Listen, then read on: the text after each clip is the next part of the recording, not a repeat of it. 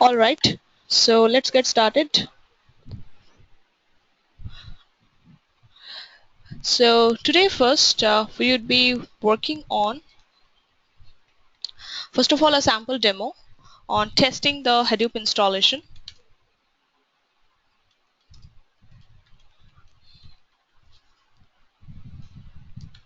Just by running a word count MapReduce job on the Hadoop single node cluster. So this cluster we already created last day. So here for the steps that would be needed, first of all we need to start all the Hadoop services.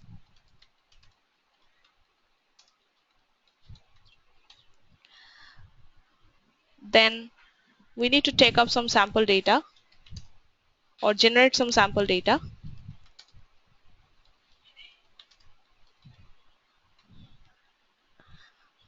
Then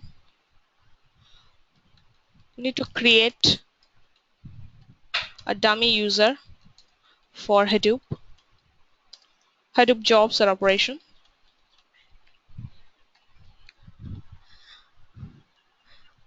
Then we need to provide the job input path to the HDFS. Next, we need to provide the HDFS command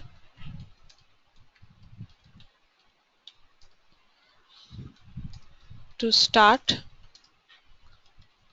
the MapReduce word count job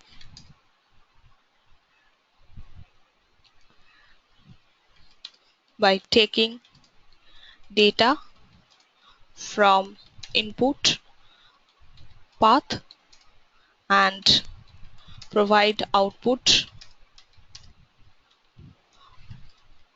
on output path.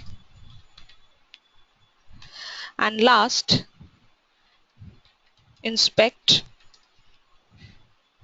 the output of the MR job. So this is the first demo that we are going to do just by testing the Hadoop installation. We will be using the Hadoop single node cluster for this. Next demo we are going to do for today is basically the multi-node clustering. So for that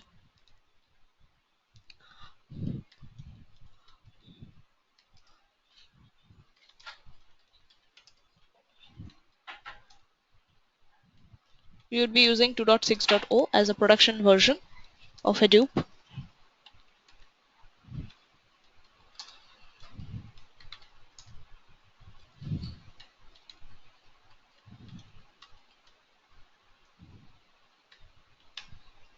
And then I would continue with the rest of the steps. So let's first go ahead with the first demo. We switch back to my single node cluster.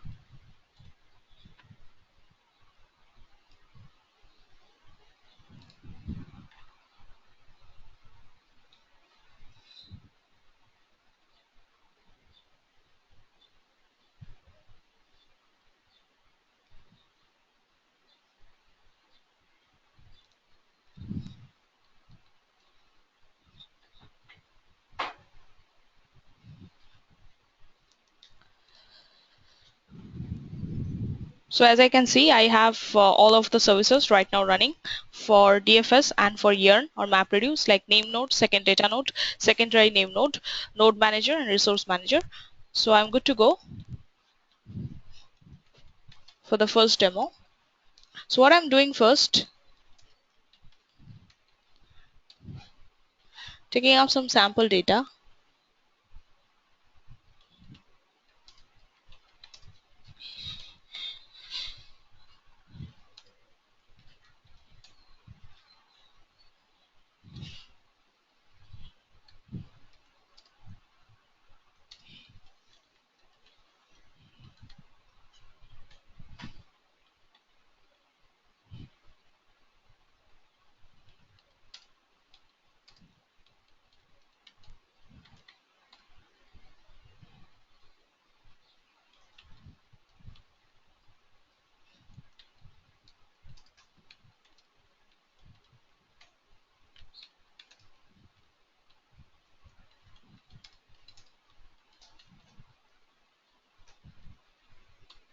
Just took out some sample data.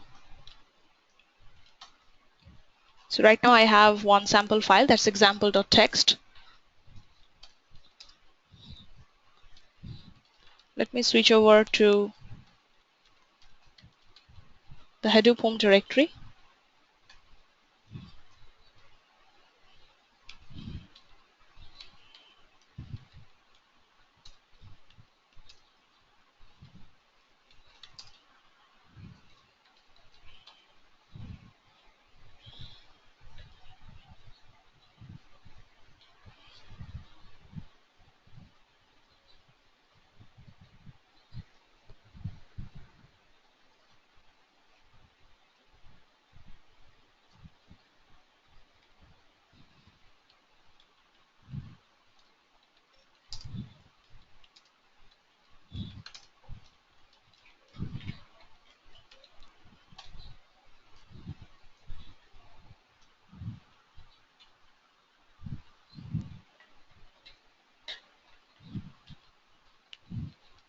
So I've created basically the user for HDFS to perform the MapReduce job.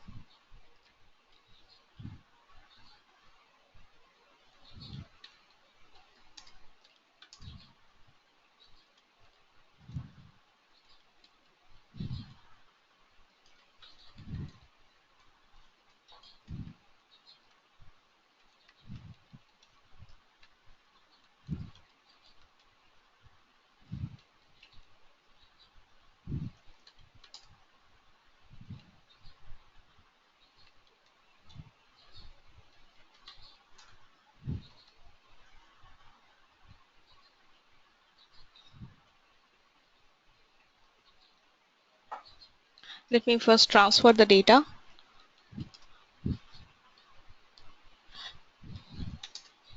from the local drive of the cluster into HDFS drive. So we need to basically use the command called put or copy from local, which is one of the famous HDFS command, to transfer the data from a local Linux drive to HDFS drive.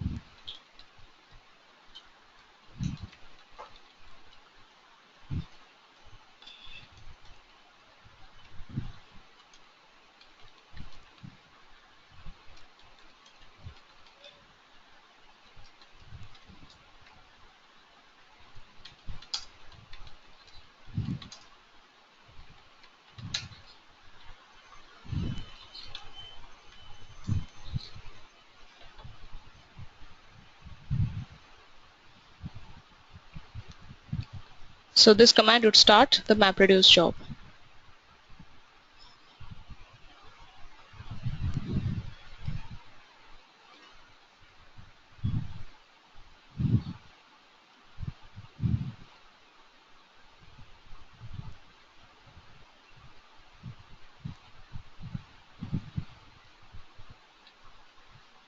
All right. So let's check the output.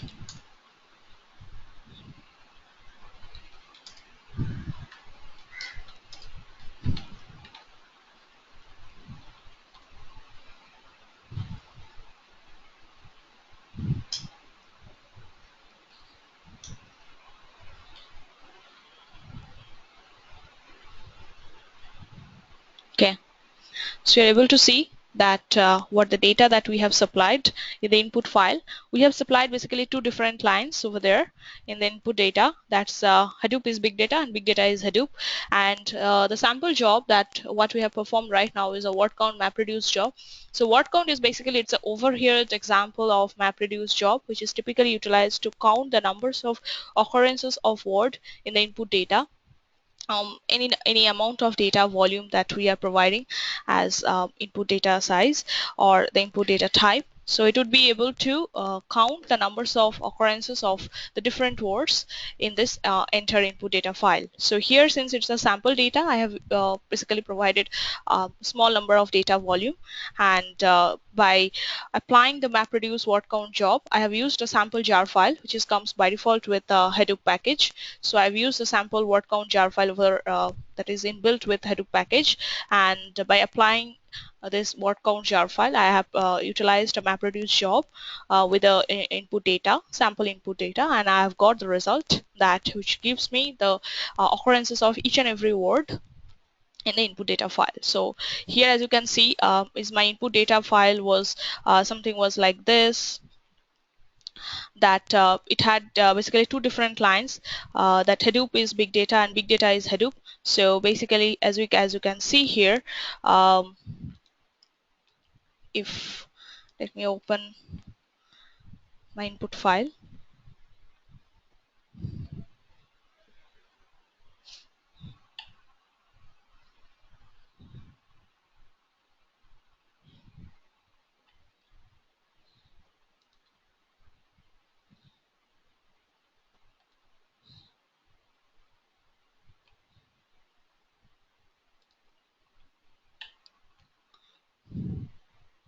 So big this word has occurred two times. Data, this word has occurred two times. Hadoop, this word has occurred two times, like this. So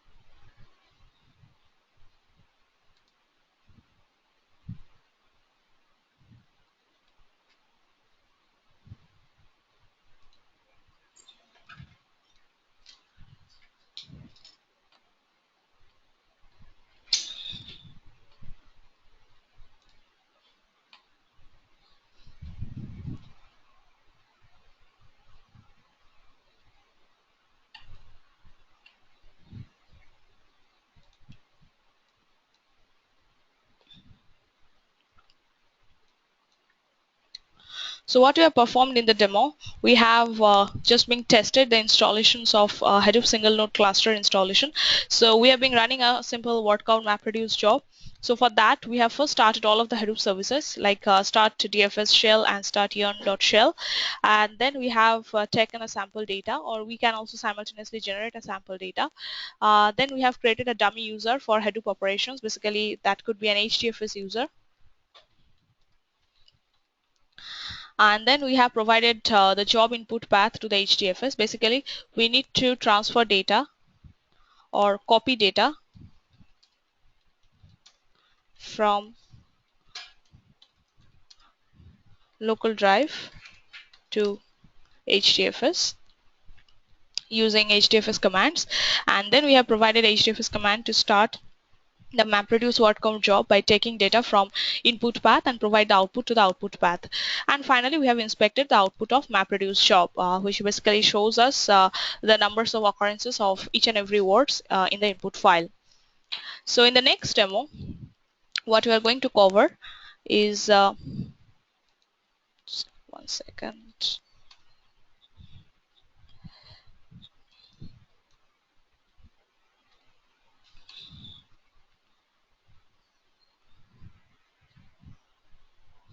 Okay, so this was our input data. That's Hadoop is big data is Hadoop, and that is our output for the MapReduce job. It came up. So big, as you can see, it occurs two times. Data, this word has occurred two times. Hadoop, this word has occurred for two times, and is, this word has occurred two times. Simultaneously, you can also test for any volumes of input data There are a lot of internet scale based amount data is available right now from various online stores. So yes, Nora. So basically this MapReduce jar file that what I have used for the demo, it's inbuilt. So as you can see that I have taken from internal Hadoop home share MapReduce path. But when we have been working on MapReduce module, so that time we need to basically we need to write the MapReduce jobs for ourselves. That as for custom MapReduce jobs, basically maybe on word count, maybe on other scenarios based on the requirement. But this one just for the demo purpose or sample demo for the testing the installation. So I have used an inbuilt MapReduce jar file which comes by default with Hadoop package.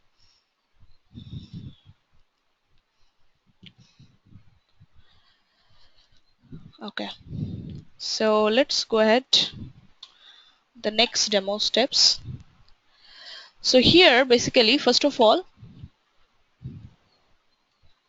need to start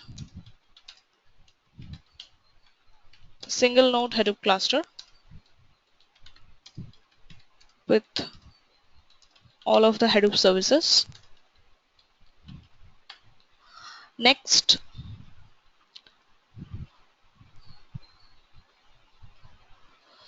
we need to check out the IP address of the Hadoop single node. Next, we need to create a full clone of the single node Hadoop cluster VM, which would be considered as Hadoop master VM. Now, after cloning, we need to configure the host IP addresses. So basically we need to list out the IP addresses of masters and each and every slave VMs. Also need to configure the IP address of slaves node.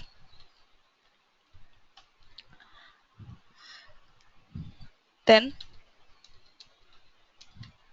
need to make changes on the configuration files like core site.xml, yarn site.xml,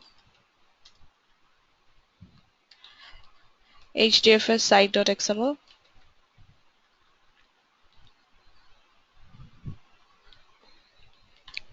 and finally need to clone other 3 VMs from master VM as slaves node.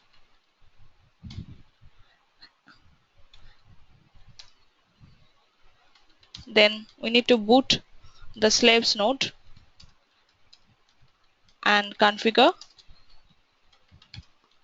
the slaves VM for slave mode configuration. So basically, what is the difference between master VM or master node and Hadoop slave node is the difference lies basically in the numbers of services or the types of services is being running on the nodes. Basically in the master node of Hadoop VM or Hadoop cluster, typically all the master services are running. So in the master node you would be able to find name node service would be running, secondary name node service would be running, and the job tracker service would be running for MapReduce, and resource manager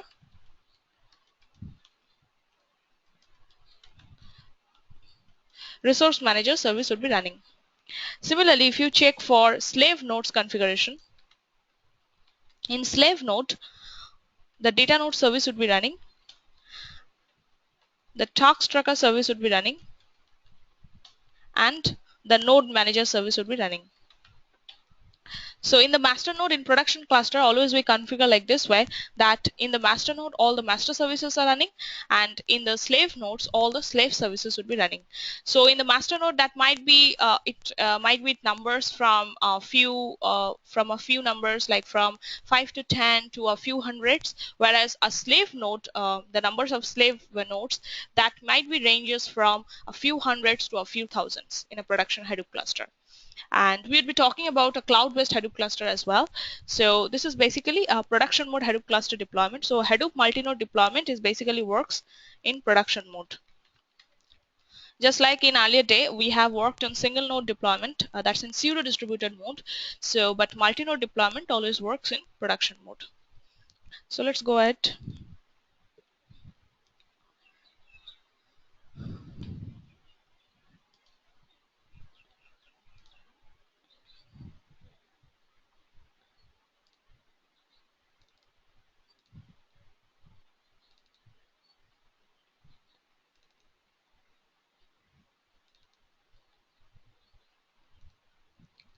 So let me switch back to the location where the VM has its physical path.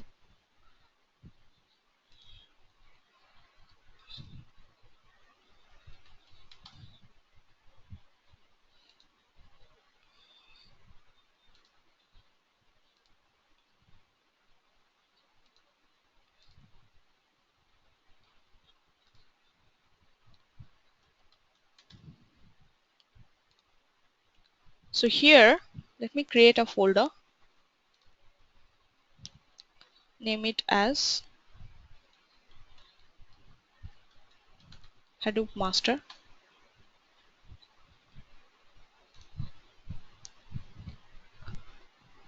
Also,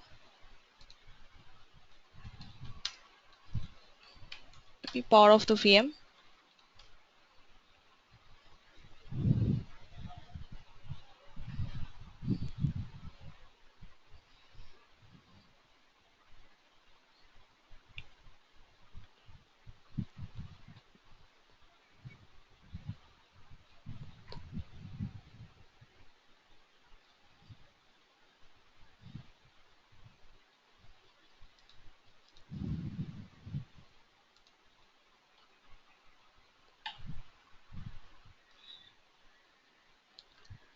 And let me start to take a clone for this node.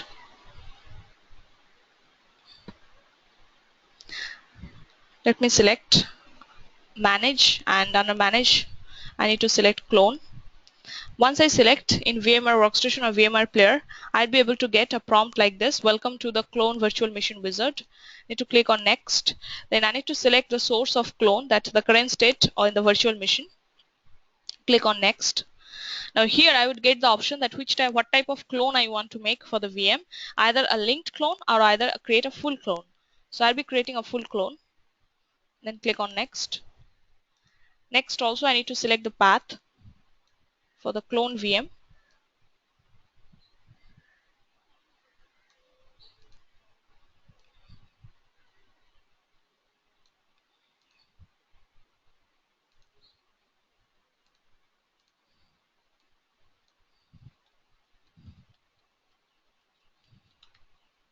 And give the name of the VM as Hadoop master.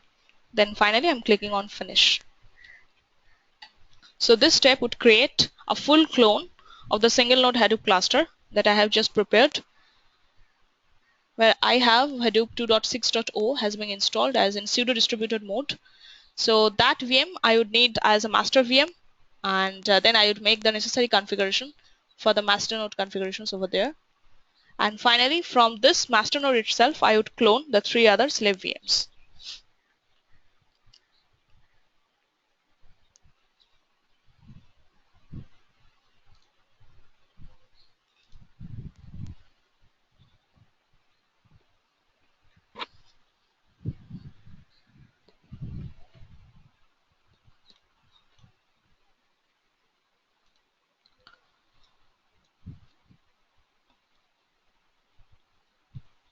So this Hadoop single node cluster is right now has been installed. I mean, the physical location of the VM right now is on premise in my local drive of the system.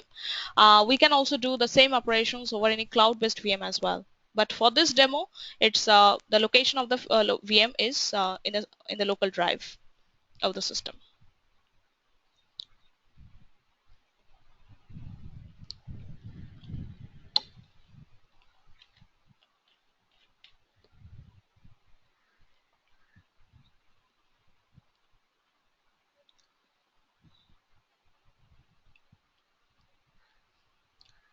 So just as we prepared the VMware workstation and we have prepared the VM on the local drive and we deployed the Hadoop single node cluster.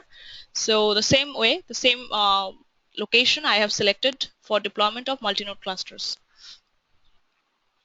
It's not in cloud right now, it's everything is on premise.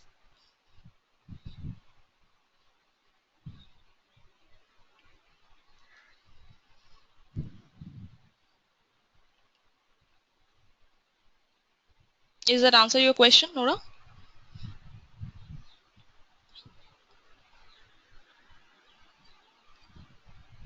Yeah, yes. Okay.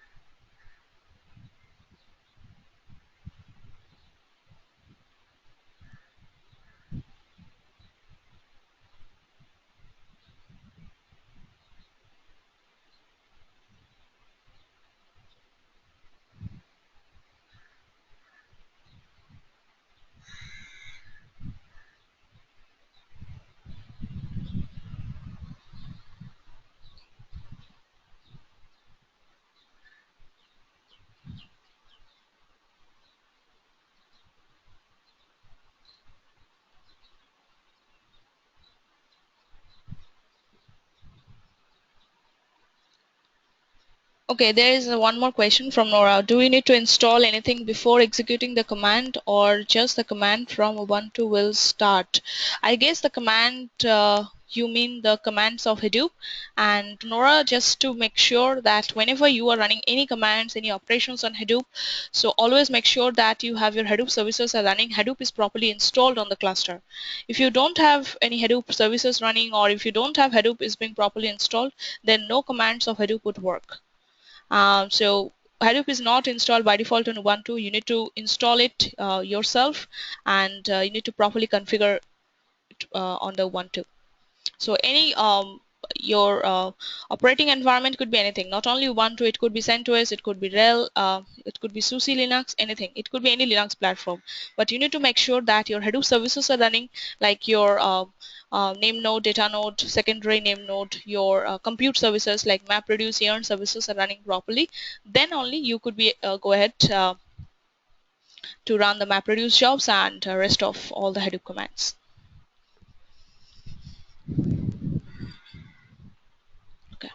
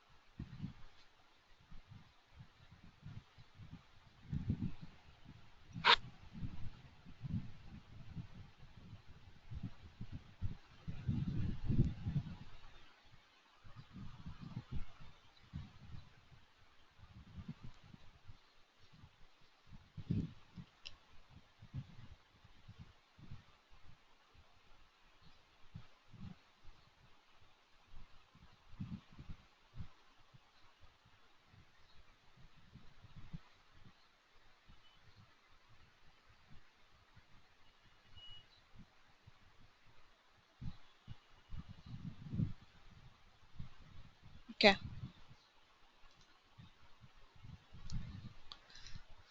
Let me power on the master node.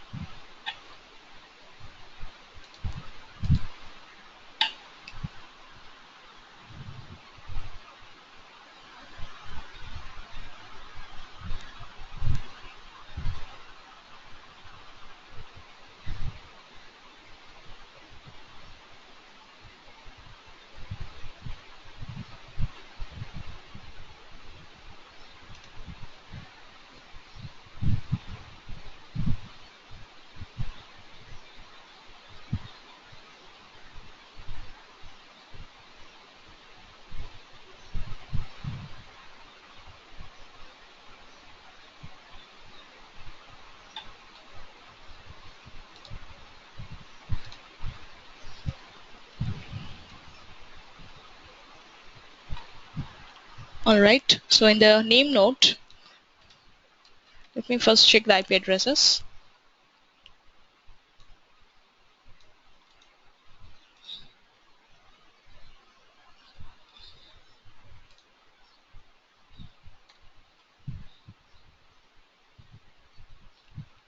Just copy the IP address of the master node. Next,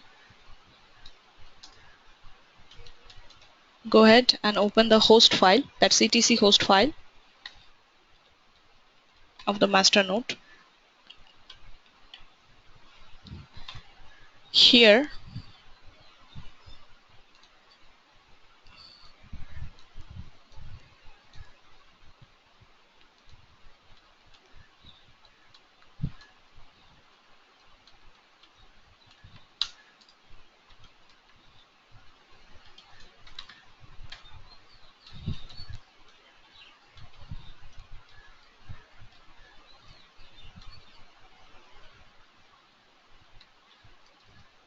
so later I would change the IP addresses of the each and every slave once the slave nodes would be booted up.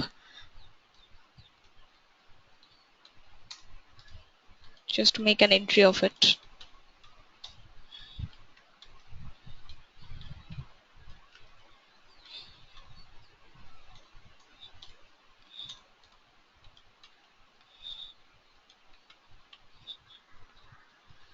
So we would be configuring the slave IP addresses of each and every slaves later when the slave nodes individually would be booted up.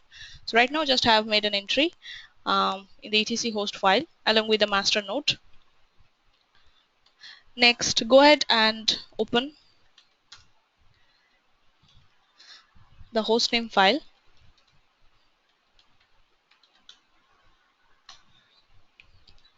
Change the hostname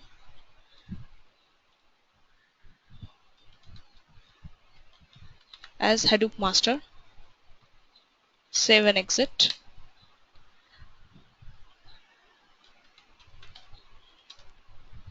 Then open Hadoop home.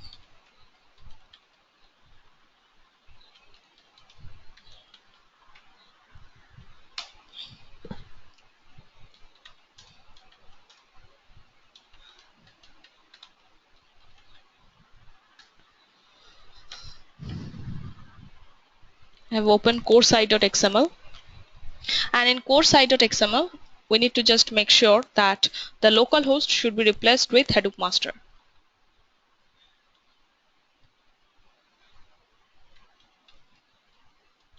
because we have renamed the node as Hadoop master.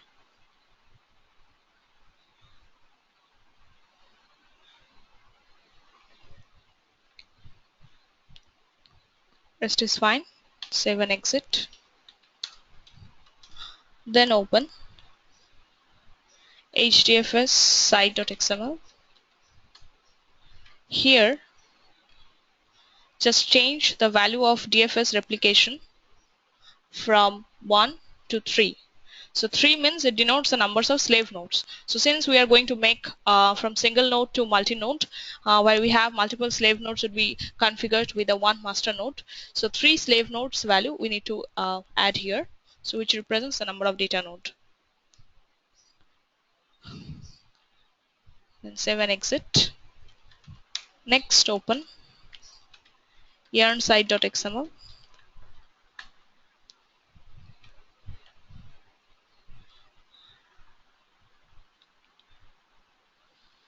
Here we need to add some bit more configurations.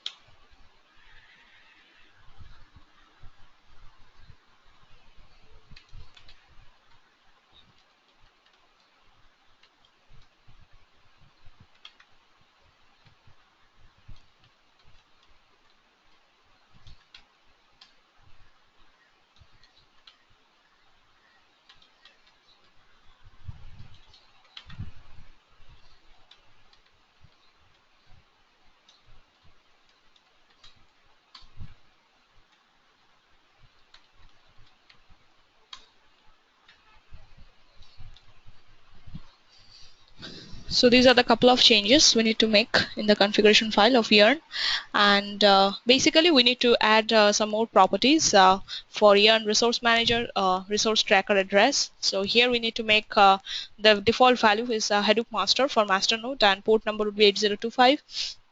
Similarly, we need to add the property for Yarn Resource Manager, that scheduler address, so that the value should be the 8030, that's in the port number of the Hadoop master node. And another property would be Yarn Resource Manager address, which would run in the default port number 8050 of the Hadoop master node. So these are the specific configurations we need to make for multi-node configuration for Yarn configuration file. Next, we can save and exit and switch back to MapReduce.xml.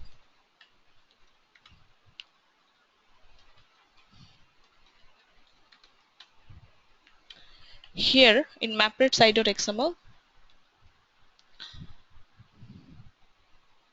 we need to replace the name of MapReduce.framework.name to as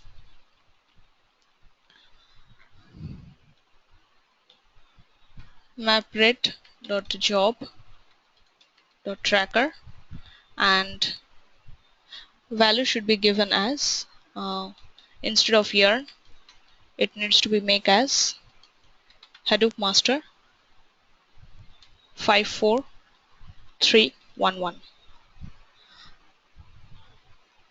So that's the change need to be made in MapReduce site.xml. So only one change, just need to replace that MapRed job tracker instead of MapReduce.framework.name, and the value should be replaced as because the service would work in the port number 54311. So we need to make sure that the configuration has been made in the URL that Hadoop master, that's port number 54311. That's all. So let's go ahead and save and exit.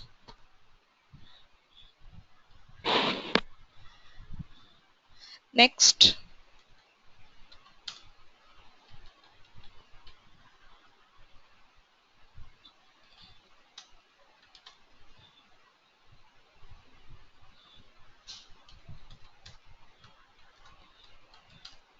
we need to delete the local name node and data node location in the local drive.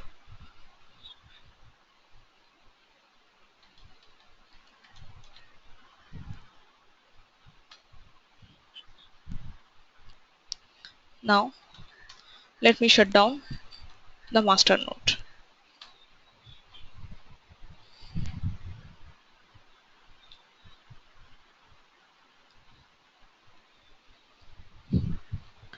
Next, go ahead and create the folders for slave nodes. So let me switch back to the physical location of the master node VM and just create the location for slave nodes.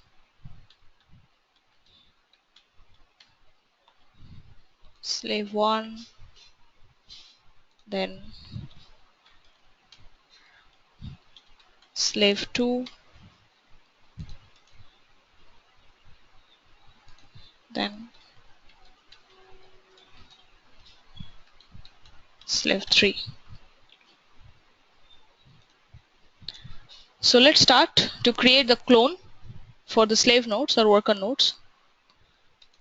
So as usual, just right click the Hadoop master VM and select manage and then select clone.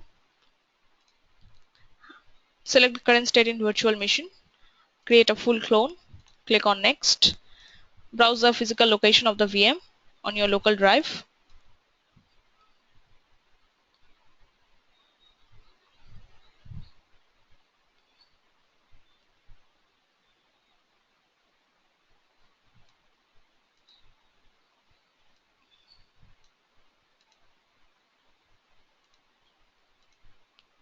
Select the appropriate location of the VMs.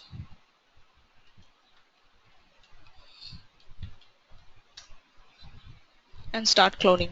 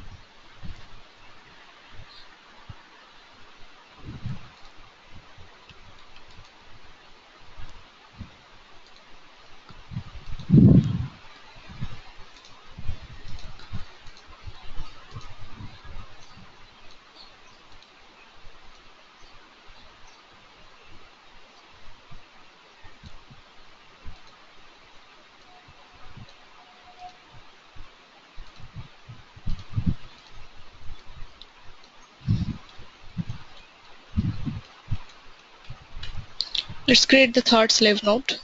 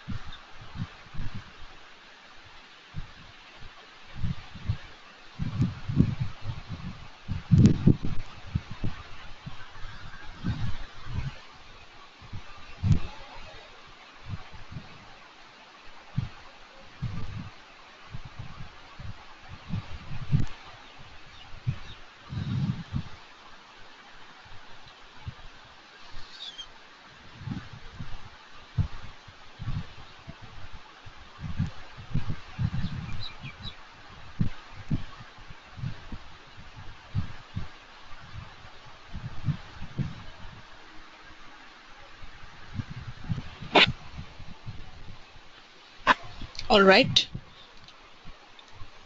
So all the slaves are prepared. So let's go ahead with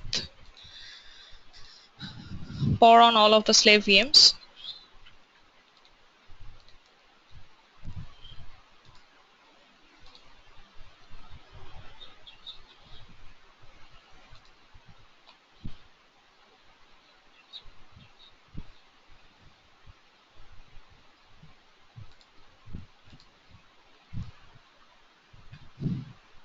So in the slave nodes, we need to make some little bit of configuration in all of each and every slave nodes.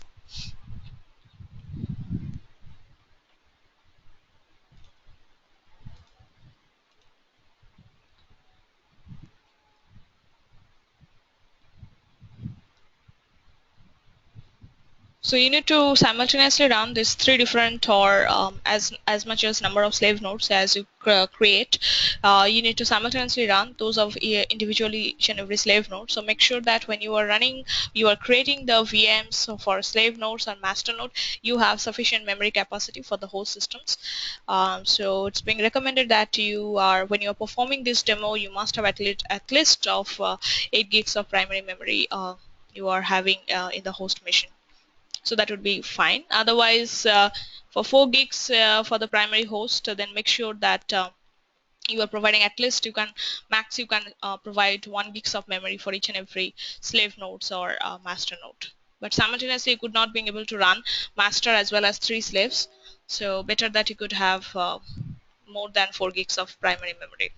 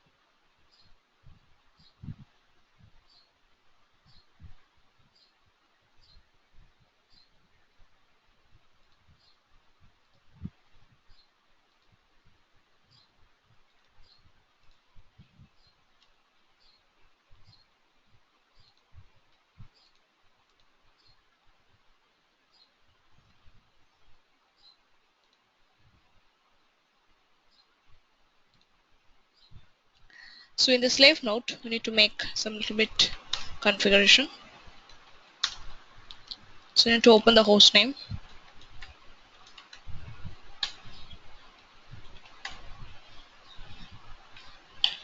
and we need to change the host name from Hadoop master to Hadoop slave, and then the number of the slave node.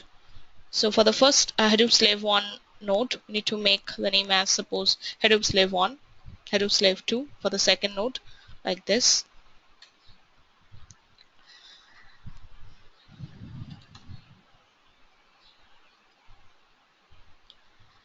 Next,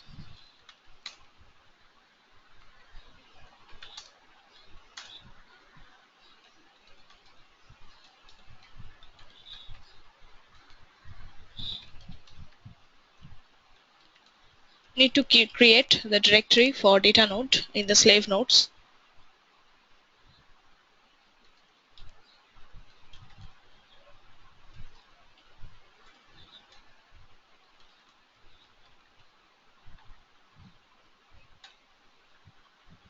After that, to give the permission,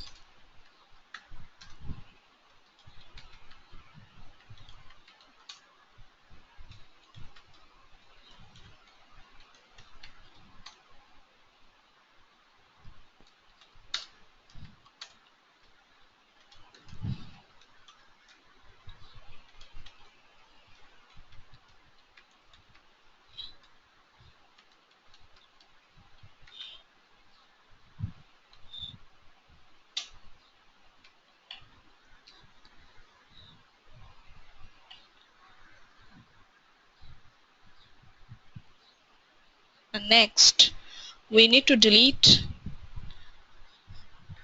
the property for dfs.nameNode.directory. So this entire property, just we need to delete from here,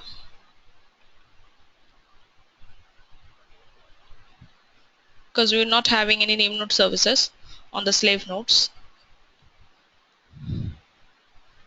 And also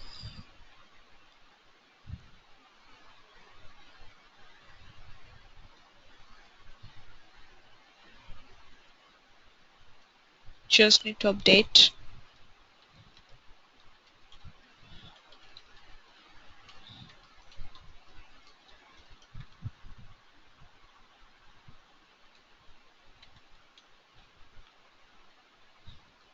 the location of data node in the slave nodes. That's within user local Hadoop. There will be a folder, additional folder, that's called Hadoop data, Hadoop underscore data, and then it'll be HDFS and then data node. So once this configuration is done, save and exit. Next, go back to the next slave node. Here also the same configuration.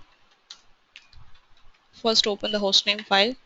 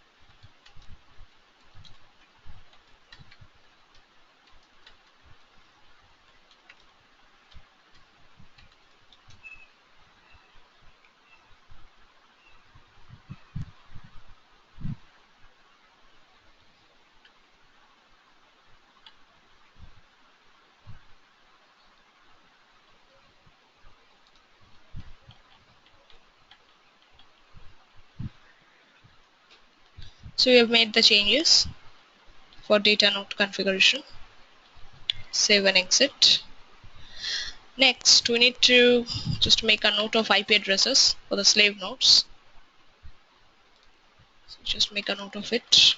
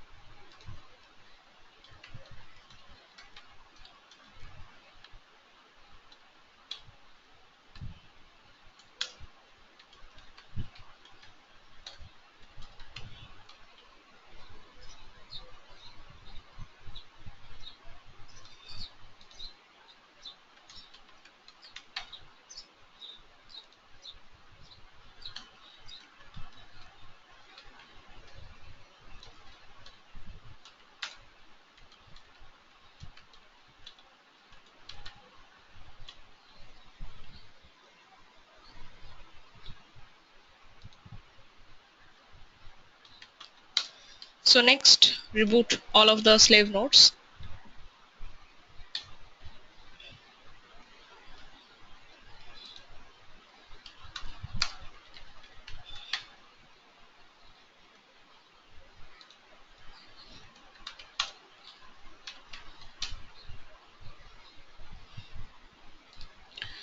Let's power on the master node.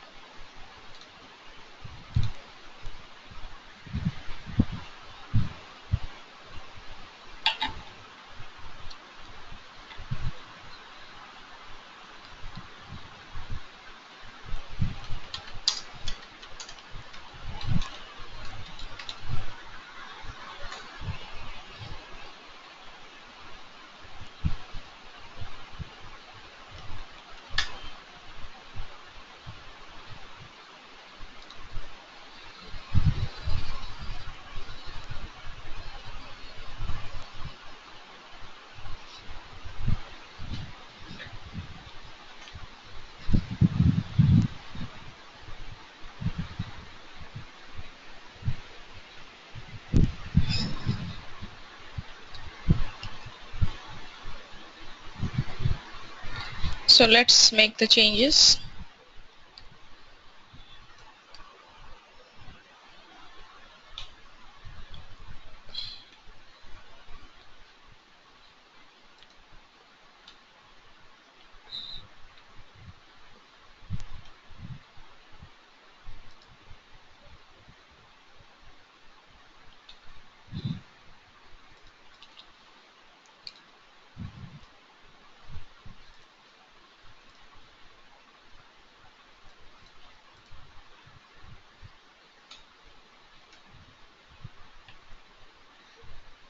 So these are the IP address of the corresponding nodes for master node and 3 individual slave nodes.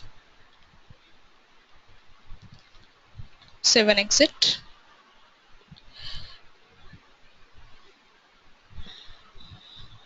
Let's go ahead.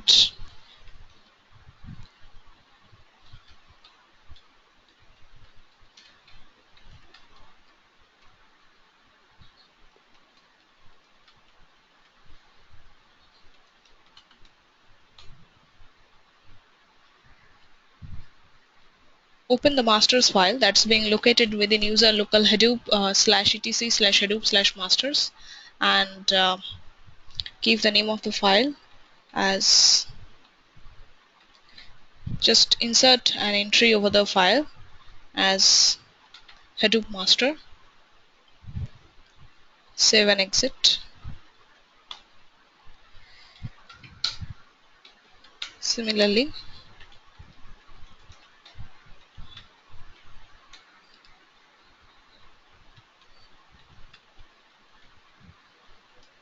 create the file for slaves as well, and in the slaves remove the local host and add the entry for individual slave node's name, slave 1, slave 2, slave 3. Then save and exit.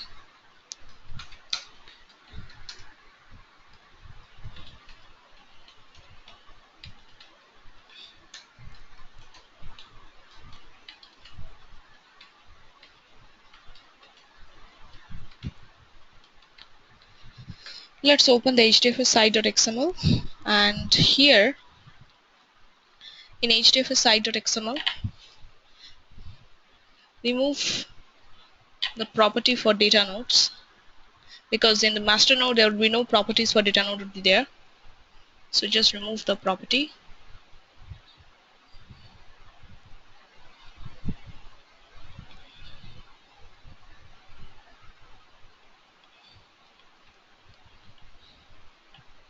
And in the name node,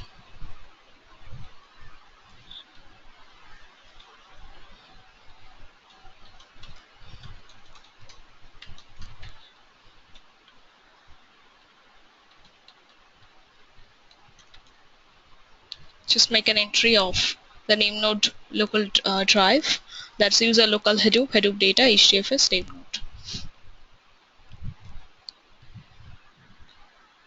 That's all. Save and exit. Create the directory.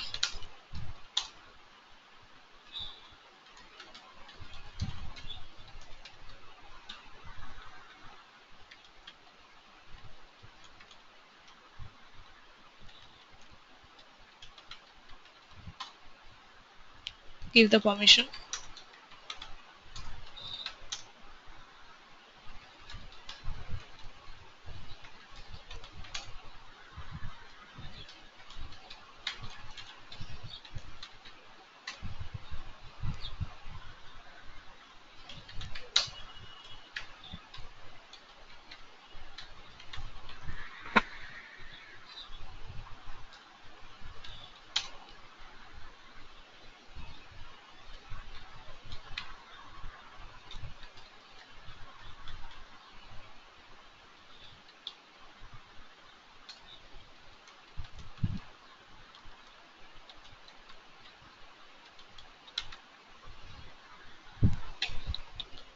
So here we are configuring passwordless SSH authentication for each and every individual nodes for master and 3 different slave nodes.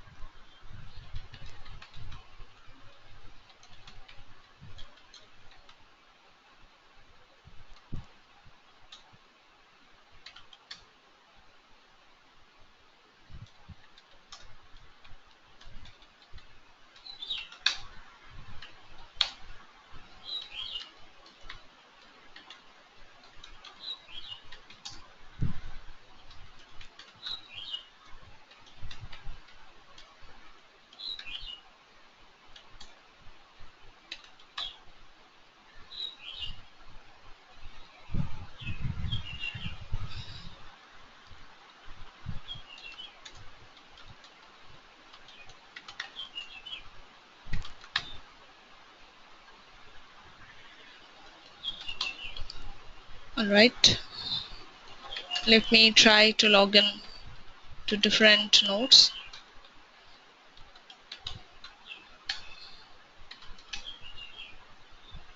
Alright, I'm able to connect to slave 1.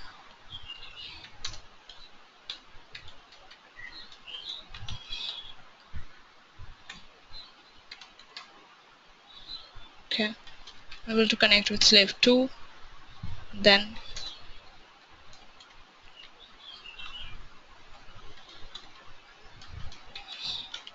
slave 3. Yes, makes it. So I'm able to connect with all of the slave nodes from master node, as well as I'm able to connect from the master node as well.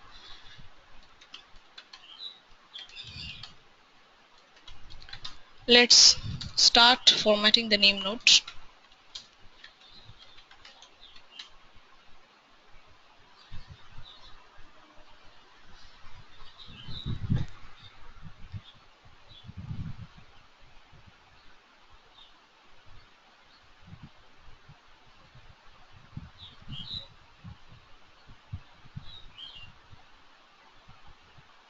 Alright, start the services.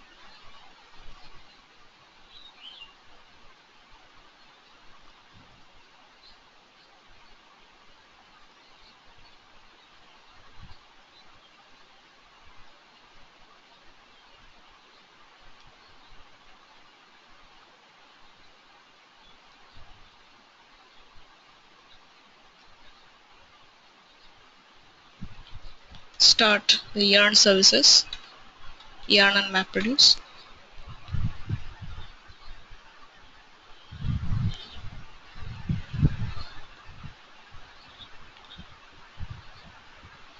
Alright, let's type JPS.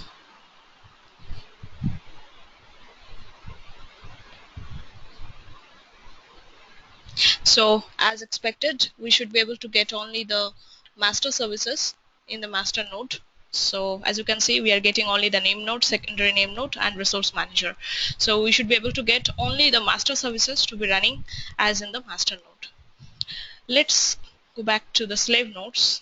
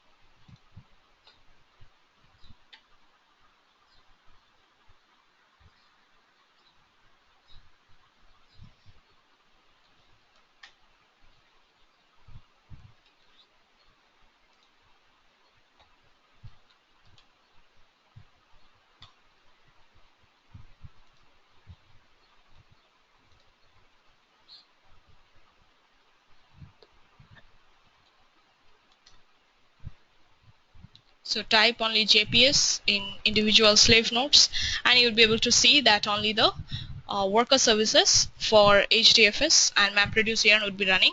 So as you can see that when you type JPS in each and every individual slave nodes, so only the data node for HDFS, that's the worker service of HDFS, is being running, and the worker service or the slave services for yarn services, that would be running, that's node manager. Similarly for in the slave 2 also would be same. Node manager and data node would be running, and also if you see in the slave 3 here also, node manager and data node would be running. So this is actually represents a multi-node configuration, which we normally configure for production clusters of Hadoop. So here in this way, you can configure as much as numbers of master node and as much as number of slave nodes, depend on your node, your rack configurations, how you prepare your data center, your architectures of your Hadoop data centers that's to be running on. It's the same. This entire configuration can be made on cloud as well. So if you choose any private cloud architecture like OpenStack, or if you choose any public cloud architectures like AWS or Microsoft Azure, so you can choose those of the Linux servers from those public cloud, and you can prepare the cluster first for single node clusters, and then you can go ahead and create the multi-node cluster. So single node of course always works as a pseudo distributed mode, that each and individual services would be running in their separate JVM, but all the services are running in the same machine.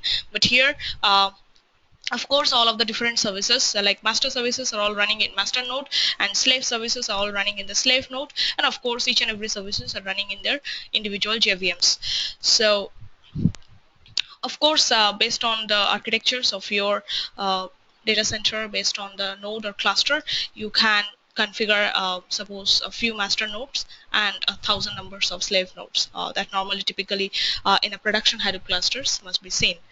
So now if you just wanted to check the web part,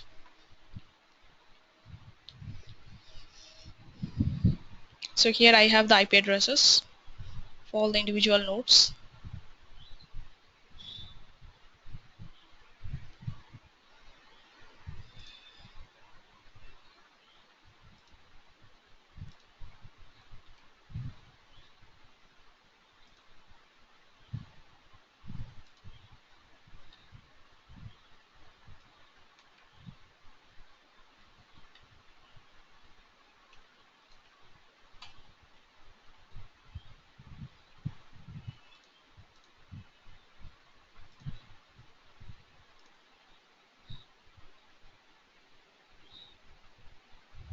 Here works on name node.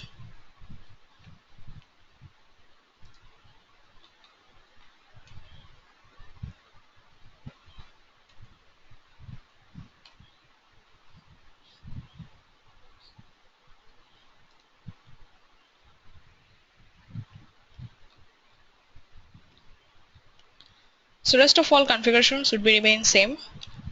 The difference would be last day we have configured a single node cluster.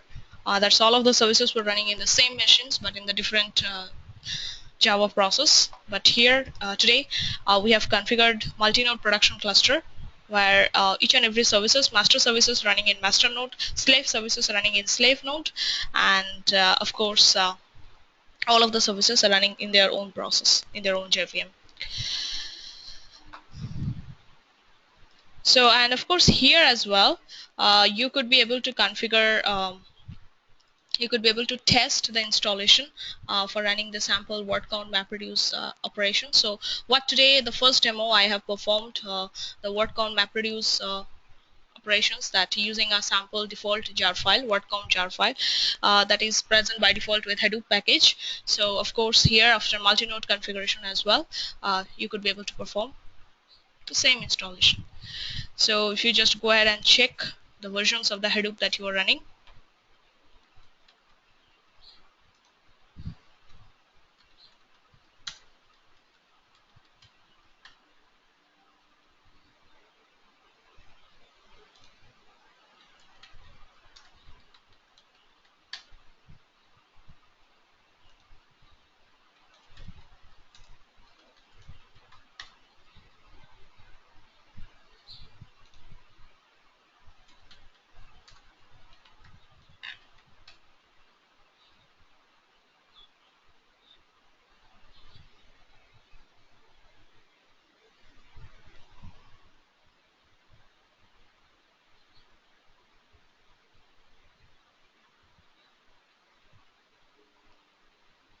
So in all of the cluster, it would have the same versions of Hadoop to be configured. So we are using currently the production version of Hadoop, that's 2.6.0. You can of course try with the latest current edition, that's 2.7.0 as well, which is released just 1 week back of this year. So of course you can try with Apache Hadoop 2.7, but That's not a production version till right now, so it's in dev edition. So don't go ahead and use in a production clusters or production environment. For your dev purpose, it's fine, and it would also work fine if you are going through the same steps for the configurations of multi-node configuration with Hadoop 2.7. All right. So here got the demo of multi-node clustering of Hadoop. Let's switch back.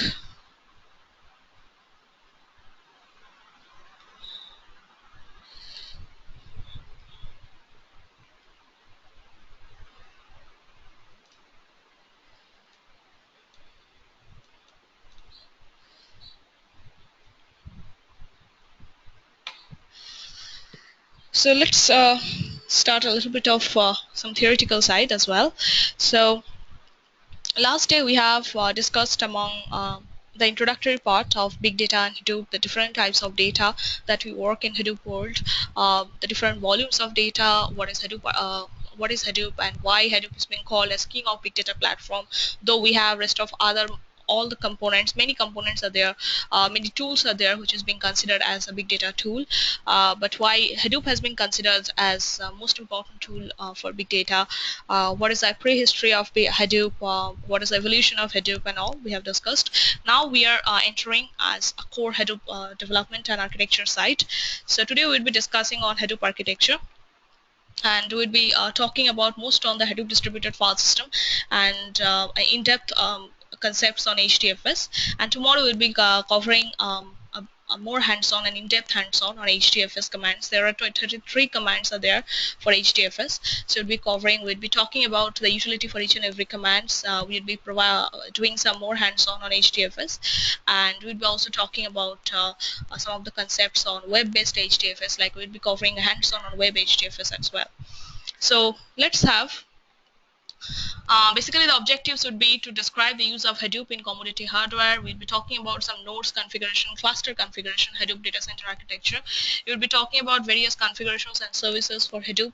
We'll be talking about general HDFS concepts, command line interface, the basic CLI for Hadoop HDFS, and also we'll be talking about file system architecture, the interface, that how HDFS is able, the users could be able to interact with HDFS, and what are the various archive formats on HDFS. So some of the key terms that would be used here, basically while discussing for the Hadoop architecture, we'll be talking about commodity hardware. So this term we have already mentioned even last day as well. Commodity hardware means the nodes at which the Hadoop clusters is being meant, Hadoop environment has to be deployed. So commodity hardware doesn't mean the cheap hardware, it doesn't mean the low cost hardware always. It means that the economic hardware which is comfortable to run production mode Hadoop clusters. That could be all times the Linux VMs, because Linux servers are the idle places or the idle environment to deploy the Hadoop clusters.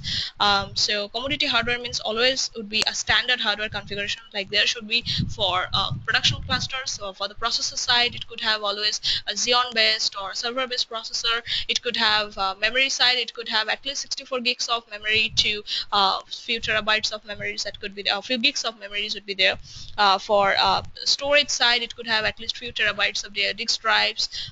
For the bandwidth type, it could have few gigs of the network bandwidth speed for the routers, etc. So that means a commodity hardware, and of course it should be based on the Linux servers. For clusters means which is meant by an interconnections of systems in the network. So various systems are various nodes, that's how it is being connected in the network. When the multiple nodes have been connected in a single network, that's called a cluster. Just like today I have made a cluster of 4 different systems. So I have a master node, I have 3 different slave nodes, so that together all together that make a cluster. Node means the individual PCs or the VMs, so commodity servers which has been interconnected through the common network switch or the network device, that's called a node. So it's just like a PC, or it might be just a VM on which a single Hadoop services has been running. So what does it mean that Hadoop cluster is using the commodity hardware? So typically Hadoop supports the concept of distributed architecture. So this diagram, as you can see, that represents typically that how the nodes are being connected and installed with the Hadoop.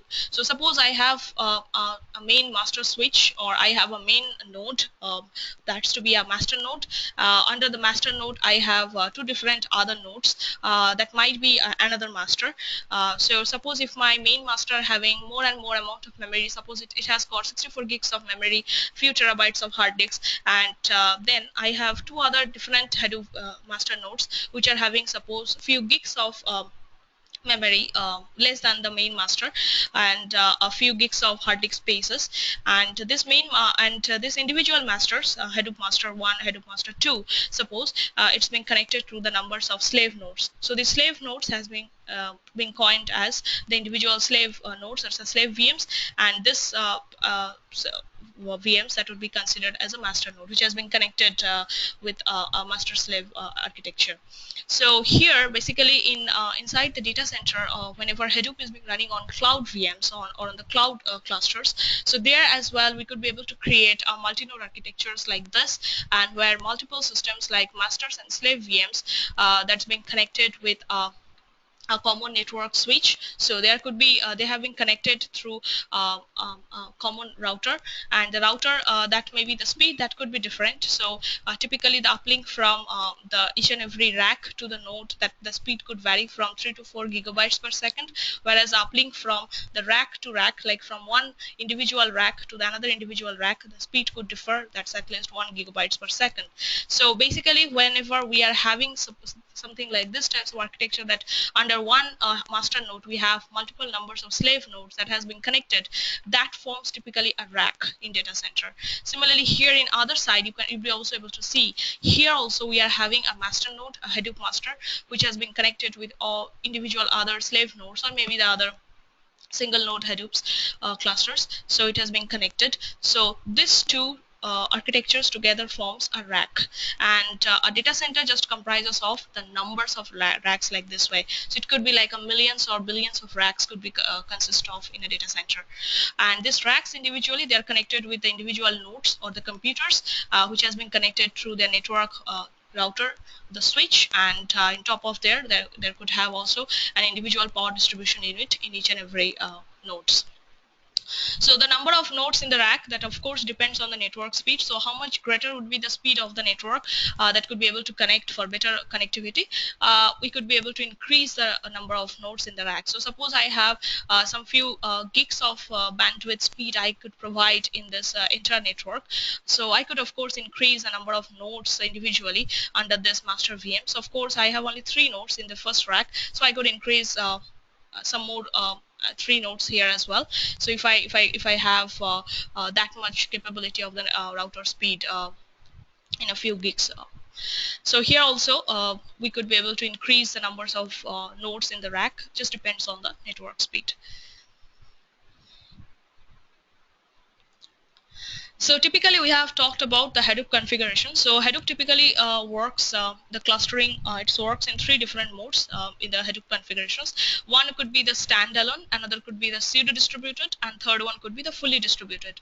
So standalone mode is just a single node configuration, but in the standalone mode means all of the services are also running in the single JVM, which you typically don't configure, because it's not being recommended in a practical purpose that all of the services like name node, data node, secondary name node, MapReduce, yearn, all of the services are running on the same process. So if suppose if one process taking up more spaces, other processes will be killed. So it's not a recommended one, but it's in theoretical world, in ideal world, it's being mentioned that there is a mode of Hadoop configuration is being there, that's called standalone mode, where all of the Hadoop services run in a single process, in a single JVM, in a single app domain, and also in the single machine. But in practical purpose, we always configure the single node as in pseudo-distributed mode.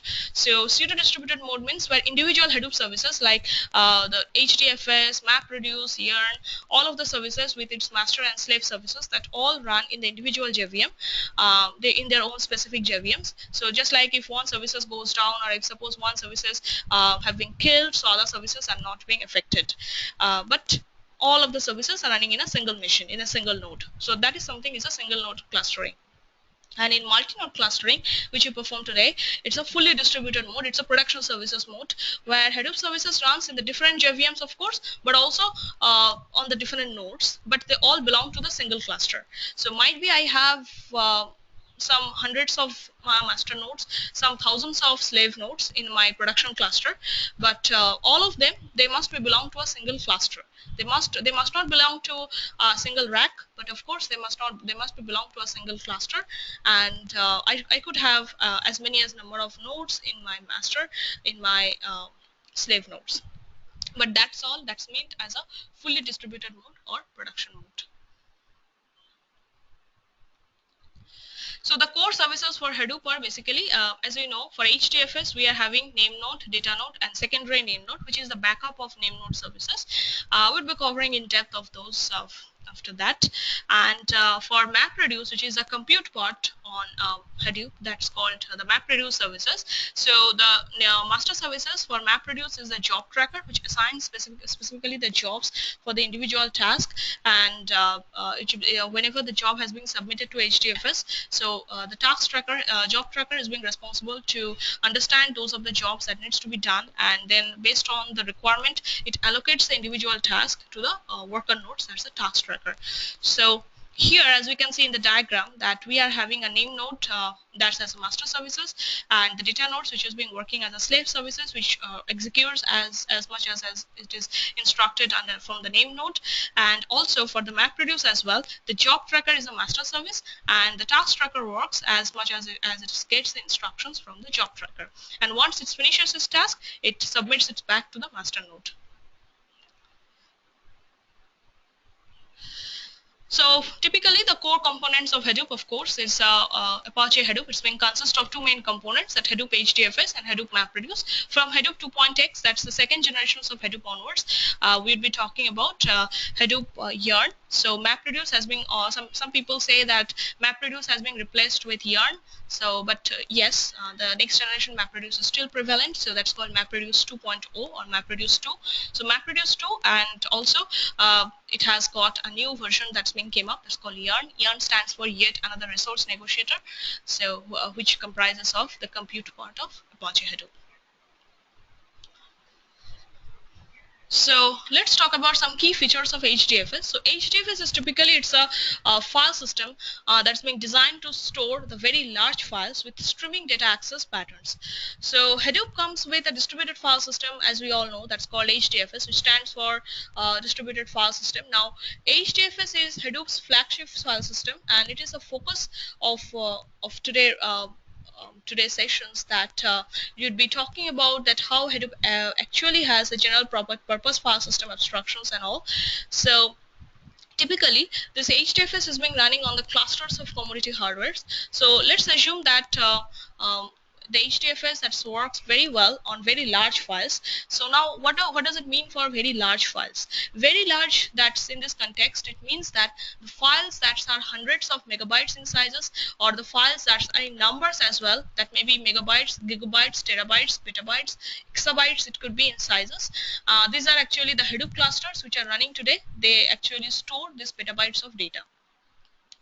Also, if I just talk about like streaming data access, what does it mean? So HDFS actually, it's being built around the idea that most efficient data processing pattern is being the write once, read many times pattern. So a data set which has been generated or copied from a source, then various analyses are performed on the data set over the time. So each analysis that will involve a large proportion, like if not at all, suppose of the data set.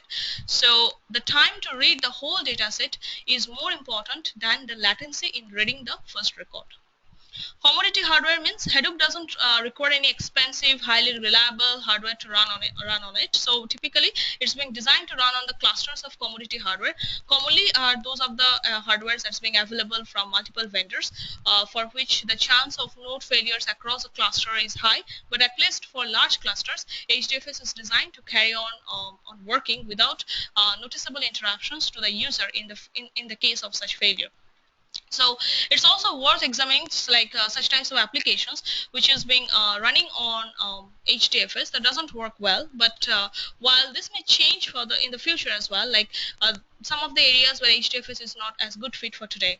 So there are also some drawbacks where HDFS doesn't is a good fit, like for low latency data access. Now, low latency data access is a scenario where the application that require low latency access to the data. So suppose in the tens of milliseconds range, that will not work well with HDFS. For example, like HDFS is optimized for delivering a high throughput of data. And this may be at the expense of latency. So like for example, like HBase is typically it's a better choice whenever we need to go for low latency data access. HDFS is still not. Similarly, in the case of when you are having a lot of small files, so in that cases we are having chunks of files are there, that's to work in HDFS. So in that cases HDFS is not right place to store the data, because since a name node holds the file system metadata entirely as in memory, so the limit to the numbers of files in the file system, it has to be governed by the amount of memory on the name node. So as a rule of thumb, each file, the directory and the block that also takes about 150 bytes. So for example, suppose if you had 1 million files, each of them taking one block, so you'd need at least 300 memory, 300 megabytes of memory. So while storing these millions of files that could be feasible, so what would happen whenever you just go ahead and store those of the amounts of files in memory? So in that cases, that you'd need at least each of them suppose would be taking one block, and you'd need at least 300 megabytes of memory. Now while storing these millions of files, it's being feasible, so billions would be beyond the capacity of the current hardware. And also for the scenario where we just need the multiple writers and abstract file modifications. So in those scenarios, for example, like files which are in HDFS that may be written by a single writer, because HDFS always works on the principle that we could be able to write multiple writes. We could be able to write maybe in single time but read many times. But suppose we need a scenario, we need an environment where you could be able to write multiple times. So that's not possible in HDFS. So suppose for example, like files in HDFS, it could be written by a single writer. Now writes are always that needs to be made at the end of the file. Now there is no support for multiple writers or for the modifications at the arbitrary offsets in the file. So this might be supported in the future, must be in the some next release or next to next release of HDFS, but they are likely to be relatively inefficient right now in current architecture of HDFS. In the current version, in the new editions of Hadoop 2.7, they have added one feature for HDFS which is pretty important, is that HDFS file systems is going to support truncating feature, the file truncating feature, but that's also for Hadoop 2.7, which is not in production till now, and there is a lot more work is been still going on. So the key features for HDFS, like conceptually HDFS provides a block-like architecture. What is a block? A block is something like, we know that a disk has a block size, which is the minimum amount of data that it can read or write. Now file system for a single disk, it could be built on by dealing with the data in blocks, or when are an integral multiples of the disk or block sizes. So file system blocks are typically just like in a few kbs in sizes, while disk blocks are normally 512 bytes. So this is generally that's going to be transparent to the file system user who is simply reading or writing the file, or whatever to be the length. However, there could be tools to perform the file system maintenance, such as for HDFS we are having df, which is a command to maintain the file system, and fsck. So that's operate typically on the file system block level. Now HDFS too, it has a concept of a block. So but it has much more larger unit. So each and every blocks in HDFS should be at least of 64 megabytes. So basically this concept has came from Hadoop 2.x, that's Hadoop version, Apache Hadoop version 2.0 onwards. If you check, if you go ahead and install the earlier versions of Apache Hadoop like 1.x or much more earlier version than that, like 0.22 or 0.23, you'd be able to see that that time the individually the each and every block size of HDFS should be at least of 128 megabytes, but at least you could make it from 2.x onwards, you could make it at least 64 megabytes by default, just like a file system for a single disk. So whenever you are storing the files in HDFS, it's always get to be chunked inside HDFS, as a block. So this files in HDFS has been broken into the block size chunks, which are stored as an independent unit.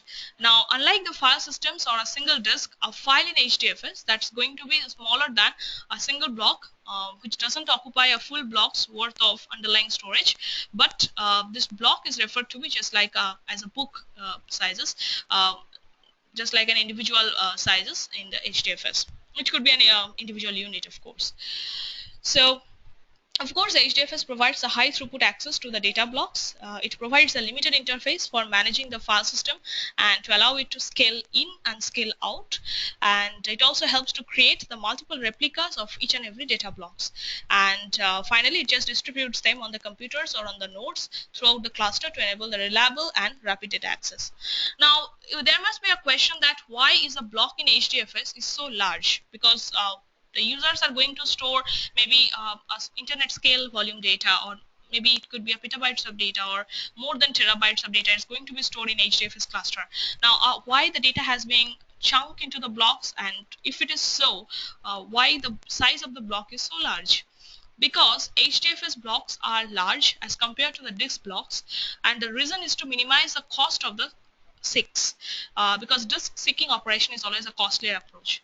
So by making the block large enough, this time to transfer the data from the disk that could be made to be significantly larger than the time to seek the start of the block. Thus, the time to transfer the large file made of multiple blocks that operates at the disk transfer rate. For example, like a quick calculation that could be like, suppose it shows if the seek time is around 10 millisecond and data transfer rate is 100 megabytes per second, then to make the seek time 1% of the transfer time, we need to make the block size that could be around 100 megabytes. So the default would be actually 64 megabyte, but although many HDFS simultaneously many HDFS installation they use typically 120 megabytes blocks. Now this figure that would continue to be revised as well. That's upward as a transfer speed as they are growing with the new generations of the disk drives. Now this argument it should not be taken, but it's however the map task, whenever it's running MapReduce jobs, normally they are operating on one block at a time. So if you have too few tasks, suppose fewer than the nodes in the cluster, your jobs would be getting slower and slower than that they could be otherwise. So having this block abstractions for a distributed file system that brings several benefits. The first benefit is most obvious, that as much as file could be larger than any of the single disk in the network, so there is nothing that requires the blocks from a file that needs to be stored on the same disk. So they can also take the advantages of any of the disk in the cluster. In fact, if that would be possible, if unusual, to store a single file on HDFS cluster whose blocks filled all of the disk in the cluster. Secondly, it making the unit of abstractions a block rather than a file simplifies the storage subsystem. So simplicity is sometimes like to strive all of the system, like, but especially just too important for a distributed system, which is like failure nodes are also so varied. So the storage subsystem that typically deals with the blocks, simplifying storage management, like since the blocks are of the fixed sizes, so it could be easy to calculate that how many times the nodes could be stored in the given disk, or eliminating the metadata concerns the blocks that could be just a chunk of data that needs to be stored. So file metadata such as permission information that doesn't need to be stored, while the blocks and another system that can handle the metadata separately.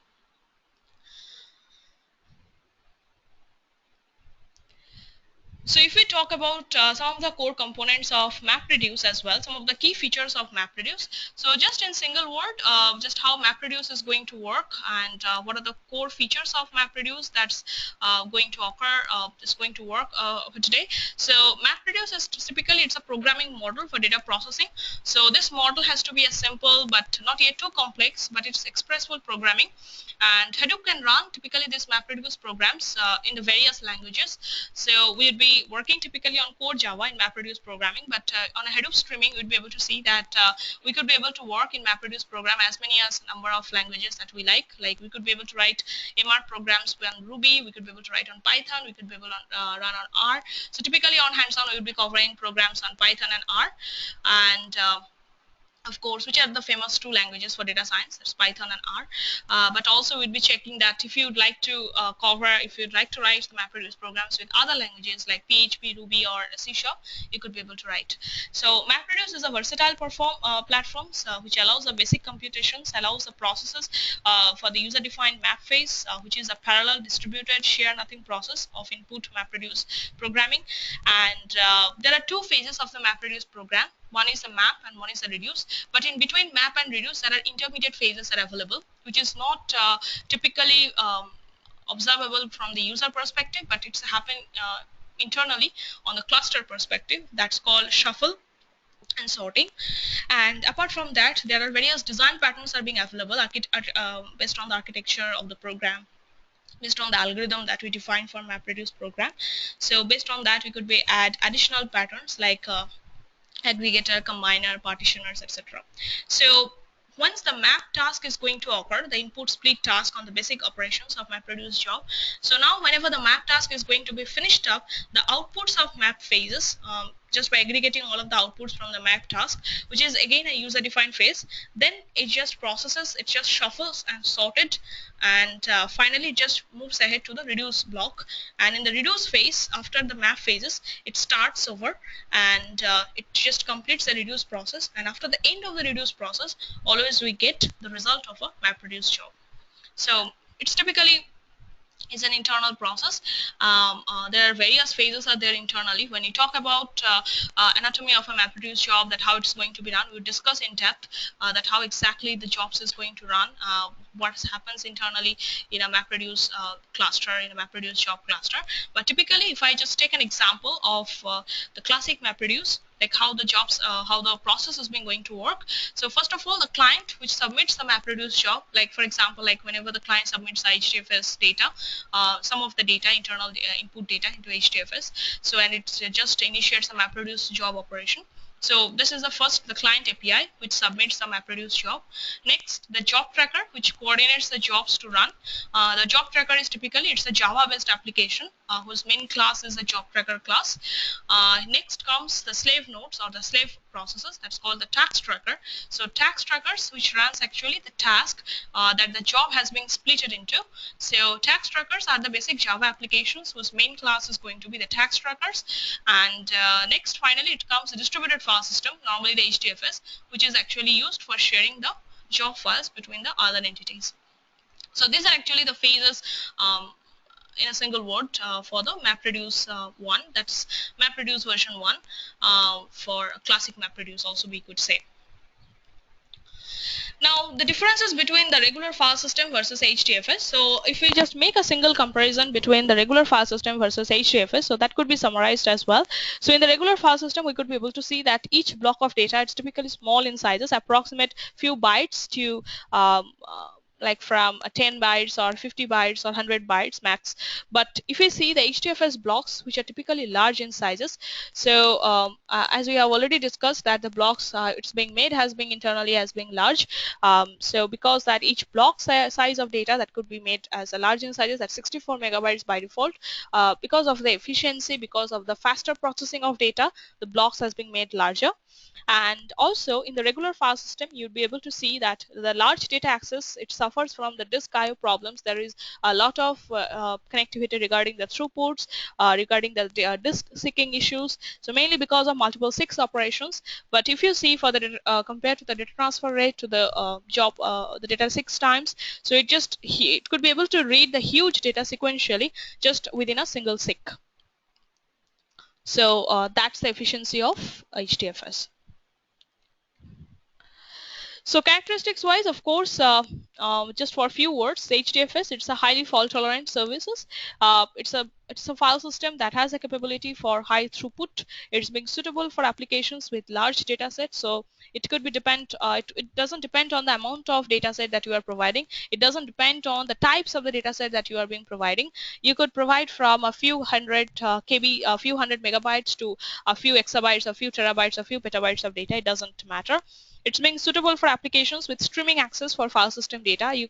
We could able to work in real-time streaming data where data is being continuously automatically flowing to the HDFS blocks. So we could be able to work with such types of data sources with Hadoop clusters, and it could be also able to build on commodity hardwares and on heterogeneous platforms. So typically there are two components for HDFS, as we know, the master and slave. And the master component of HDFS, which is the name node and data node. So typically in an HDFS cluster, it has two types of nodes always operating. That's a master worker pattern. The name node, that's a master node we know, and the numbers of data nodes, worker nodes. So the name node that actually manages the file system namespace. It also maintains the file system tree and metadata for all the files and directories in the tree. Whatever the information is being stored, it's being persistently on the local disk in the form of two files. That's the namespace image and the edit log. So if we just make a note of that,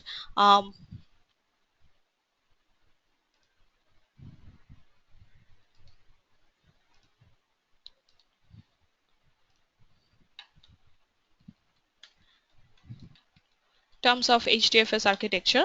So name node actually consists of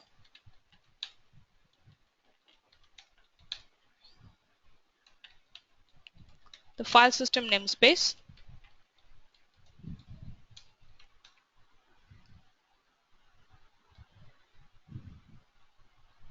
and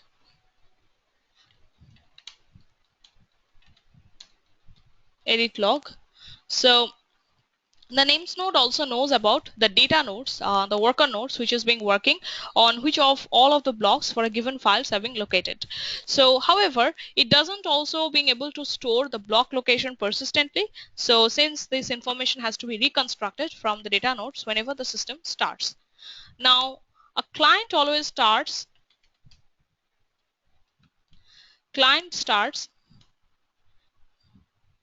to access the file system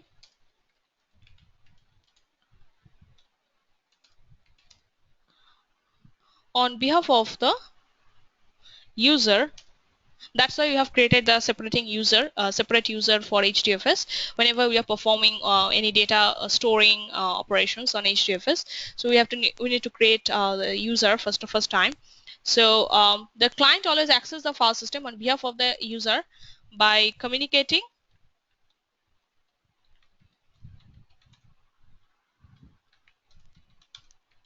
with the name node and data node. And a client also represents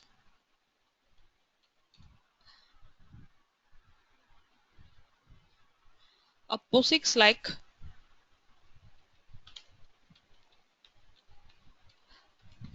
file system architecture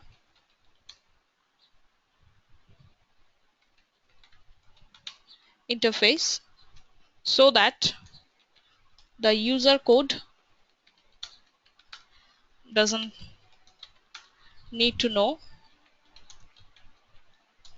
about the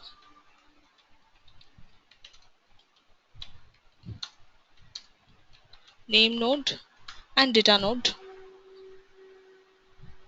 to function.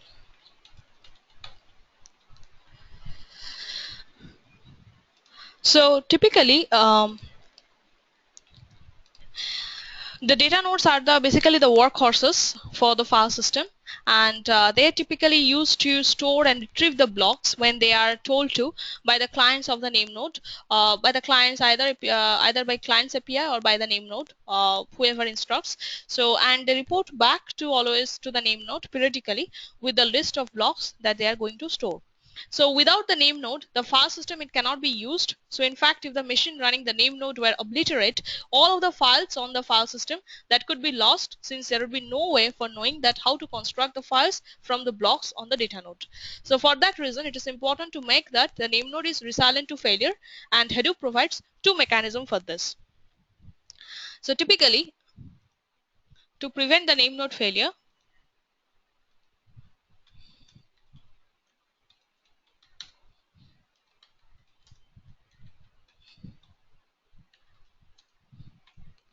the first step would be, the first way is to back up the files that make up the persistent state of the file system metadata.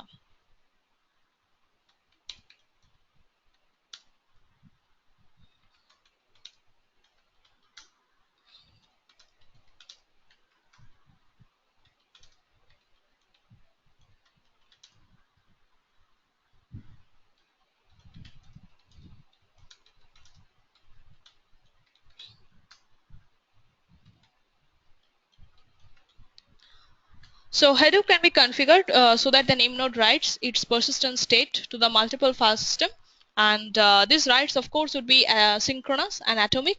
So the usual configuration choice is to write to the local disk as well as to remote MNFS mount.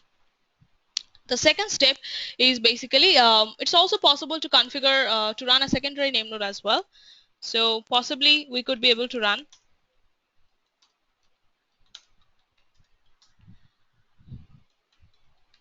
a secondary name node, which is just a synchronized backup of the primary name node, which despite its name, it doesn't act as a name node, but its main role is to periodically merge the name node namespace image with the edit logs to prevent the edit log becoming too large.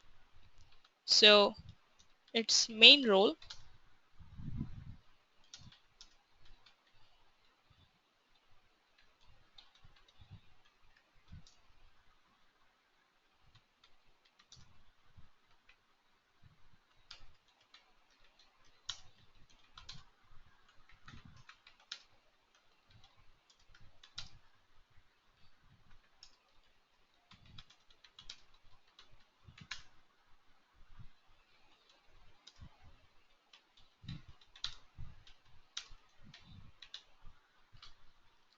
Also, the secondary name node usually runs on the separate physical machine. So sometimes it's require plenty of CPU cores and as much as memory as a name node is to perform to merge, but also it keeps a copy of the merged namespace image which can be used in the event of a name node failure. So however, the state of secondary name node, it always lacks that of the primary. So in the event of total failure of the primary, data loss is almost certain, but the usual course of action in this case is to copy the name node's metadata file and around the NFS to the secondary and run it as the new primary. So basically, whenever we are performing those types of operations, we have been go ahead and performing the file system image and edit logs. So we'll be talking about more or less towards HDFS federations and all the stuffs. So let's move ahead. So some of the more key features of HDFS, that HDFS always creates a multiple replicas of each and every data blocks and distribute on them on the computers throughout the cluster to enable the reliable and rapid access. HDFS is typically it's a storehouse for both input and output for MapReduce job.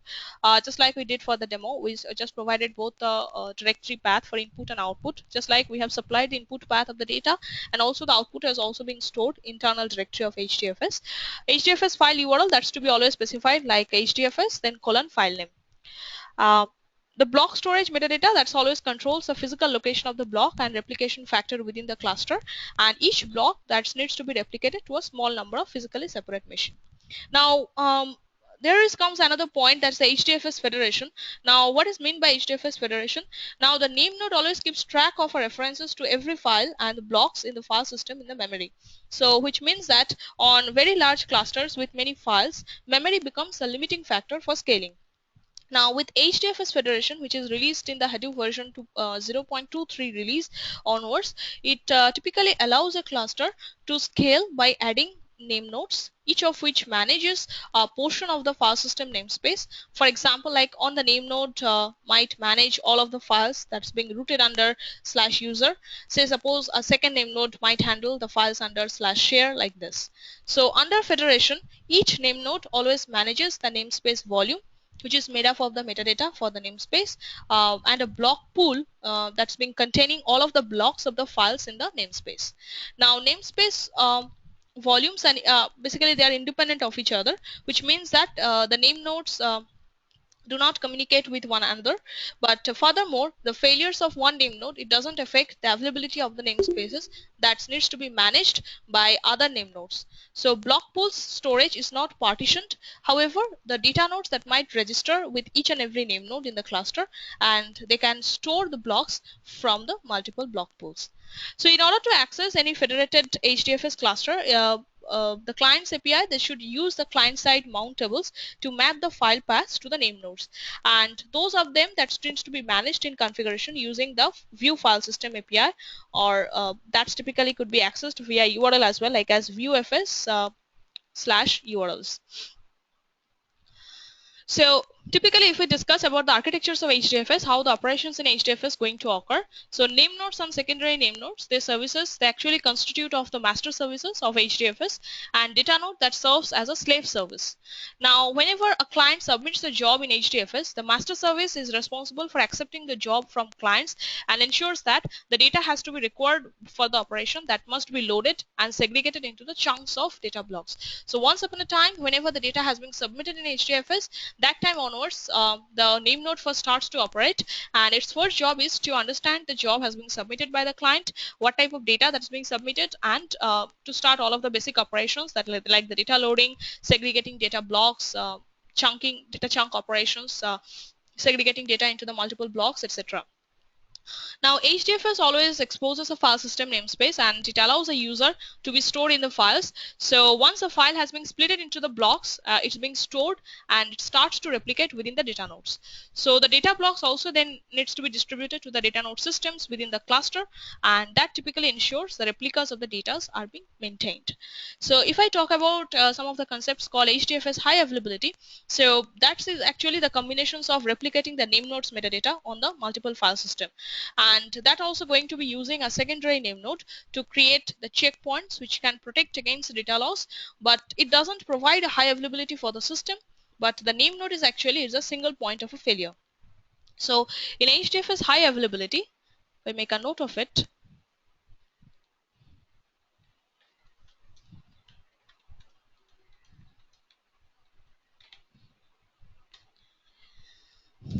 In HDFS high availability, in order to there are various facts over there for this configuration. So first of all, the name node is always being considered,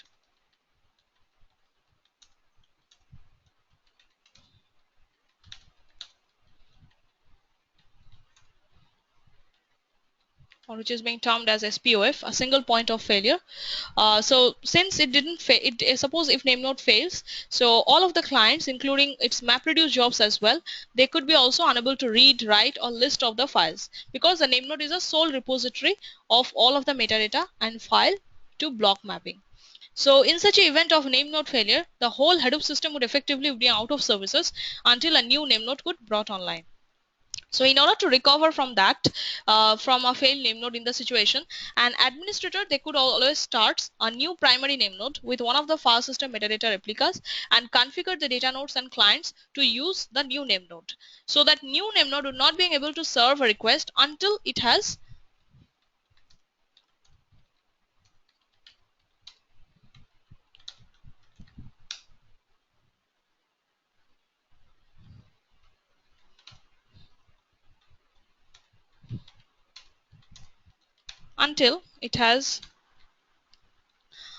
service for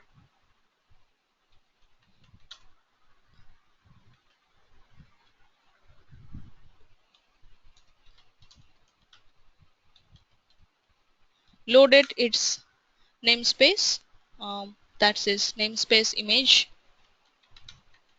into memory.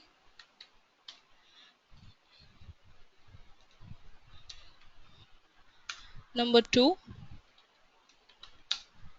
replayed its edit log. Number 3,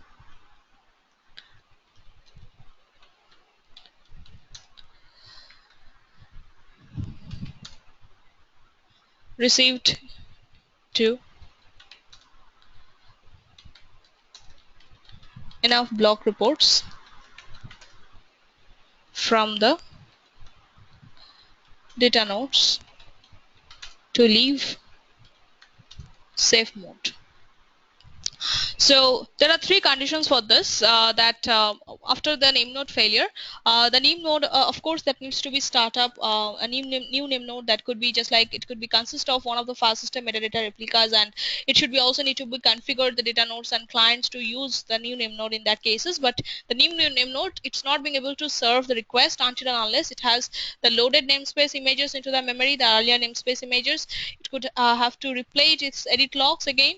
It could receive then a block reports from the data nodes to leave into the safe mode, and typically on large clusters with many files and blocks, the time that it takes for a name node to start, it could be from 30 minutes or more.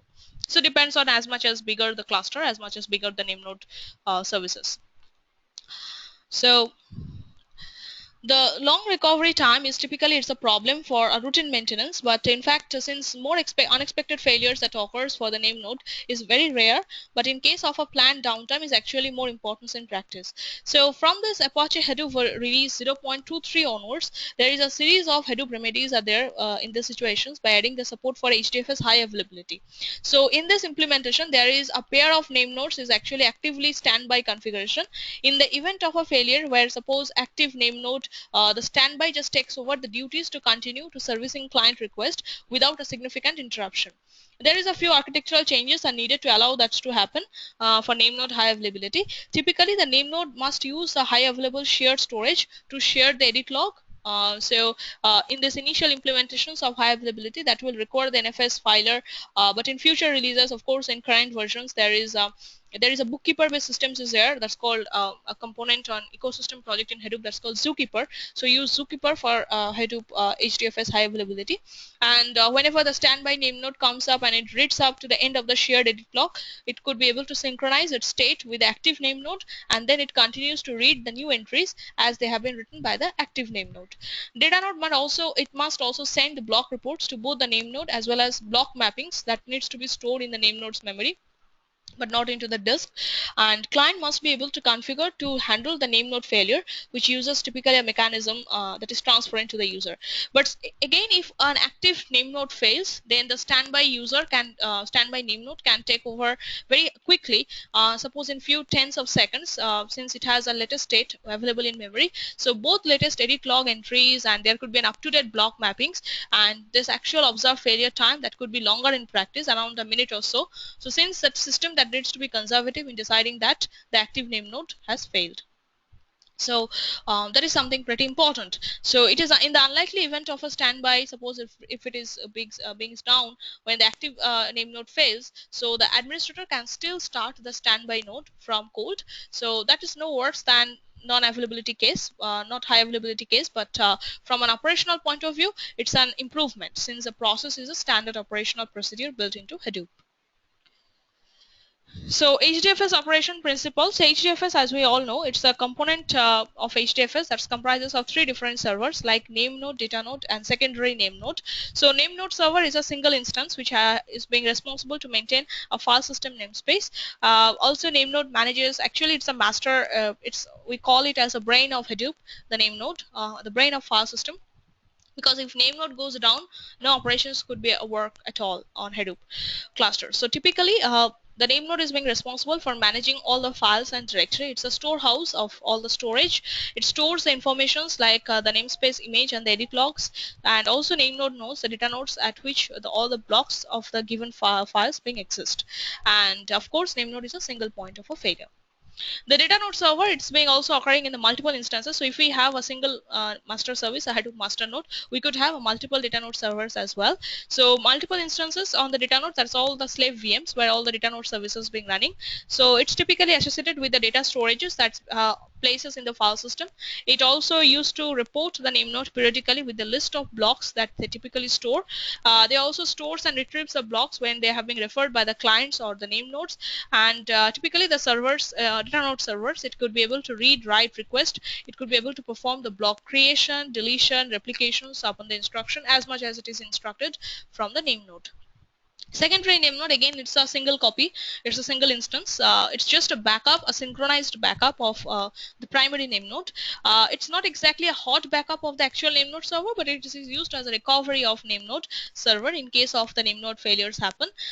So the main feature, the main working principle for the secondary name node is that secondary name node always should be able to keep the namespace image through the edit log periodically. So based on the edit log synchronization, it should be able to take up the synchronized namespace images, as whatever the changes has been made in the name node, primary name node, secondary name node should be always in sync with the primary name node. So in case suppose if the primary name node goes down within tens of seconds or much more less time of that, the secondary name node should be able to take up the space of primary name node.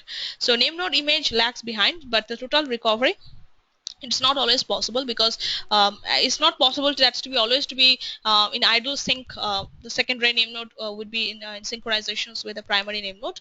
It always lags behind. Suppose if name node being synchronized, it's being updated 2 seconds earlier, secondary name node would be updated later than 2 seconds, but it always lags behind. So in case of suppose a disaster happens, name node goes down at the beginning, all of the data recovery is not possible, but somehow it would be possible, and we could always have the high availability principles over there to be working. So here is the process, the diagram, that how exactly HDFS is going to be the place where the data has been going to store and Hadoop operations is going to occur, that needs to be performed all via HDFS, and how exactly the data operations, the data reading operations is going to occur. So typically there is a command line interface is being available for HDFS, so by which users could be able to interact with HDFS from command line, and there are many other interfaces are there for HDFS, but the command line is one of the simplest options for many developers and one of the most familiar as well.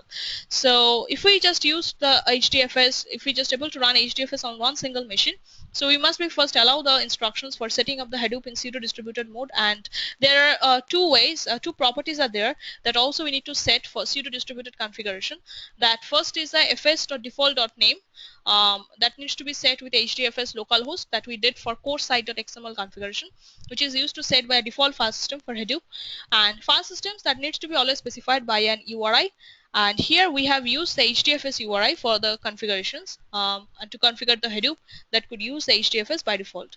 The HDFS daemons will use this property to determine the host and the port at which the HDFS would be running. So default in single node, it's to being always the URI is localhost, but whenever we are configuring for multiple nodes, for multi-node, we'll be covering changing it to the master node. HDFS port is always being 8020, and HDFS clients will use this property to work out wherever the name node is running, and so that they can access to it. And there is another property also you need to set for HDFS configuration that called a DFS replication, and by default in single node we have made the DFS replication as 1, because so that HDFS doesn't replicate the file system blocks by default factor of 3, but whenever you are making the multiple nodes configuration, we have made the replication value as 3, so that 3 times the DFS file system would be replicated. And when running with a single data node, HDFS can't replicate blocks to the 3 data nodes, so it could perpetually warn about the blocks being under replicated. So whenever the client submits jobs in HDFS, so the client's data, suppose it's being working on the numbers of racks, suppose in the rack number 1 the data has been stored on the Hadoop clusters of HDFS, and client API just wants to read some data from HDFS data nodes. So client, of course, they could send a request with the metadata operations through the name node, and name node then searches its corresponding metadata, like all the file system metadatas that the name node actually stores up, like the file system name, file name, replicas, values, and all. So that's being actually consists of the file metadata. So name node would search in its metadata that the corresponding name of the file and its replicas, values, and all, and then it would also at the same time the data node also could be able to check the corresponding request that what having the client has sent. So client can also directly send a request to the data node as well. So if the request has been sent to the data node as well, so the data node also sends the responses to the block operations to the name node, that what is the name of the file and what is the block values and in which location exactly the file blocks has been, the corresponding file blocks has been present. So those information has been sent to the name node, and then name node also sends corresponding responses to the client. So HDFS is an idle place where exactly the Hadoop uh, clusters, in Hadoop clusters, that data has been going to store and the operations is going to perform. And there are various file systems operations are there which we will be covering tomorrow, that how the files within the file system is ready to be used, and we can do all of the usual file system operations such as reading files, creating directories, moving files, deleting files, listing directories, all of the commands that could be available to use with the Hadoop DFS or Hadoop FS help, we could be able to see.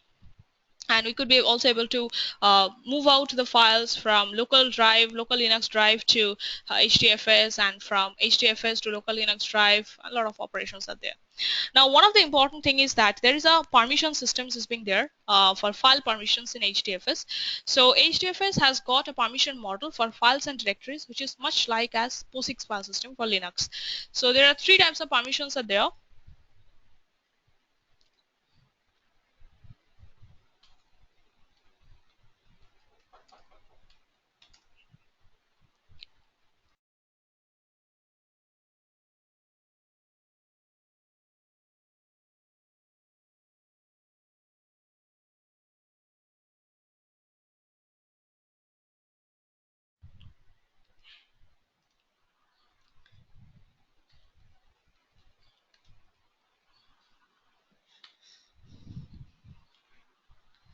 So there are three types of permissions. Number one, file read permission. Number two, write permission.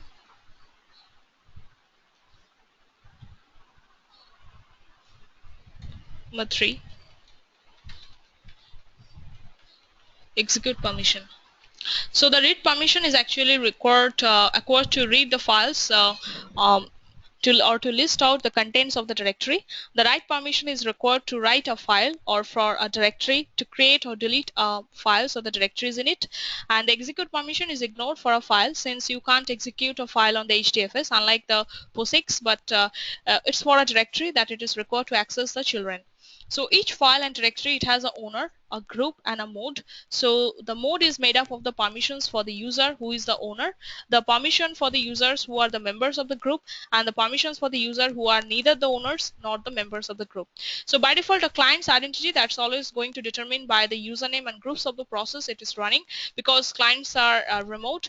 That makes it possible to become an arbitrary numbers of users simply by creating an account of the name of the remote system, and thus permission should be used on a corporative community of users as the mechanism for the resources for a hostile environment. So when permissions is going to be enabled, the owner permission has to be checked if direct usernames matches with the owner, and the group permissions, that's also need to be checked if the client is a member of the group, otherwise if the other permissions are checked. So there is a concept of super user always in Hadoop cluster, so which is going to be the identity of the name node process. Permission checks are not performed for the super user. For the file system namespace in HDFS, some of the points are there, like HDFS always exposes a file system namespace and it allows the user data that needs to be stored in the files, and HDFS always uses a hierarchical file system architectures with the directories and files. So as I mentioned, like if I am creating a user in HDFS, so under the user I could have the username, then under the I could have the directory, and under the directory I could have the individual files to be listed, because HDFS always works in a hierarchical file system architecture, so with the directories and files. HDFS always supports operations like create, remove, delete, move, renaming of the files. The name node always maintains as well the file systems and records any changes to the meta information. So all the corresponding metadata for individual records or files that's being stored in HDFS, that's being maintained in the name node all time. There are some file systems which is being available on HDFS, which is HDFS is not just an implementation, but there is some of the Java abstract class are there, which is being under the namespace like watch.apache.hadoop.fs.file system, that represents the numbers of different file systems type of HDFS. So typically in Hadoop file systems, like we could use a numbers of bunch of file system type.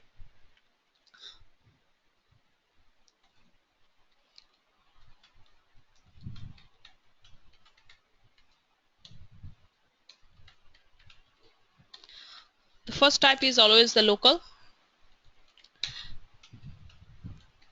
Local file system is always a file system that is locally connected disk that a client can check for client side checksum. So that's typically use a raw local file system for a local file system with no checksum. So locally file systems that's been connected with a local disk drive.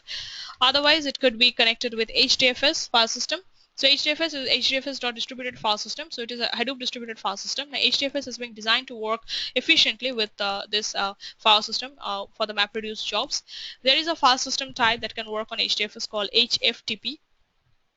HFTP, that stands for a file system that's providing the read-only access to the HDFS over HTTP. So despite its name, HFTP has a connection. HFTP doesn't have any connections with FTP, but often it is used with a disk CP, like to copy out the files from one Hadoop cluster to the another Hadoop cluster, or from one node to the another node. Another type of file is called HSFTP. HSFTP is typically it's a file system that's it's been providing a read-only access to the HDFS over HTTPS. Again, it has no connections with the FTP. Next is a type of file system that's called Web HDFS. Web HDFS is typically it's a file system that providing secure read-write access to HDFS over HTTP. Web HDFS is intended as a replacement for HFTP and HSFTP. Another types of file system is called HAR. So HAR is a file system that typically it's being a file system that's laid on the another file system for archiving files. So Hadoop archives they are typically used for archiving the files in HDFS and reduce the name node memory usage. So it's a type of archive architecture, archive file type. Hadoop archive files. Then comes KFS types of files, file system. So cloud store. So cloud store, this formally which is known as the Cosmos file system. So it is a distributed file system like HDFS and Google's GFS, which is written in C++. Next comes the FTP. That's typically for Amazon S3. So it's a file system used by a secured FTP server.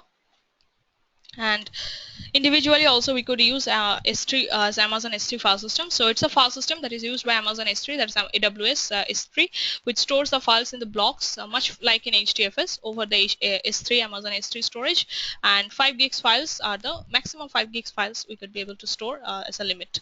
And there is another type of file system as there that's called distributed RAID.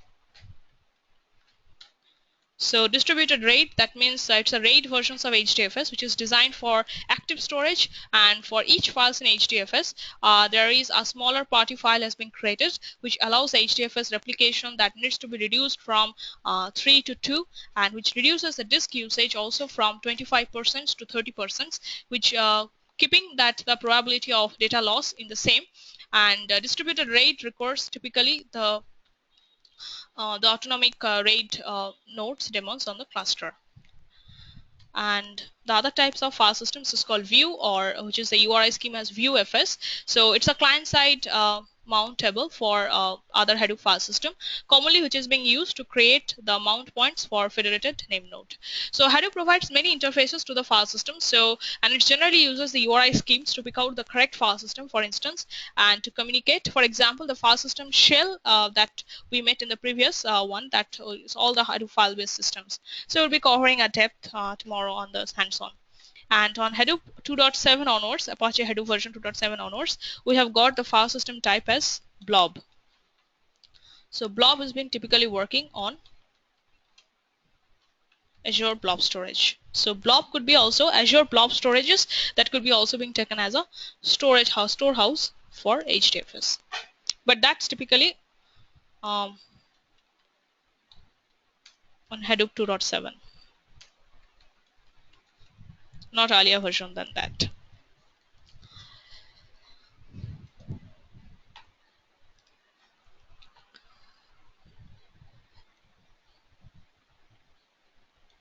So typically the operations of name node, that's typically 3 types of operations has been performed by the name node. As we know that there is a namespace which the name node always maintains. Enter file system namespaces whenever the files is going to be stored inside the name node. So the enter file system namespace, including the mappings of blocks to the files, the file system properties is going to be stored in the files as an FS image. So FS images actually contains all the system specific, the files specific namespaces would be there, and it's actually stored in the name node's local file system. There will be another operations for name node that's being responsible to, that's called to maintain the transaction log file. So name node as it is uses a transaction log that's called also sometimes as edit log, which typically takes out the record for each and every changes that's being occurring in the file system metadata. So suppose you have been renaming the file, you have been taking out the list of the files, or you have been deleting any of the file, or you have been creating the new files. So all the metadata changes of the file system that's also the changes has been recorded in the file name node.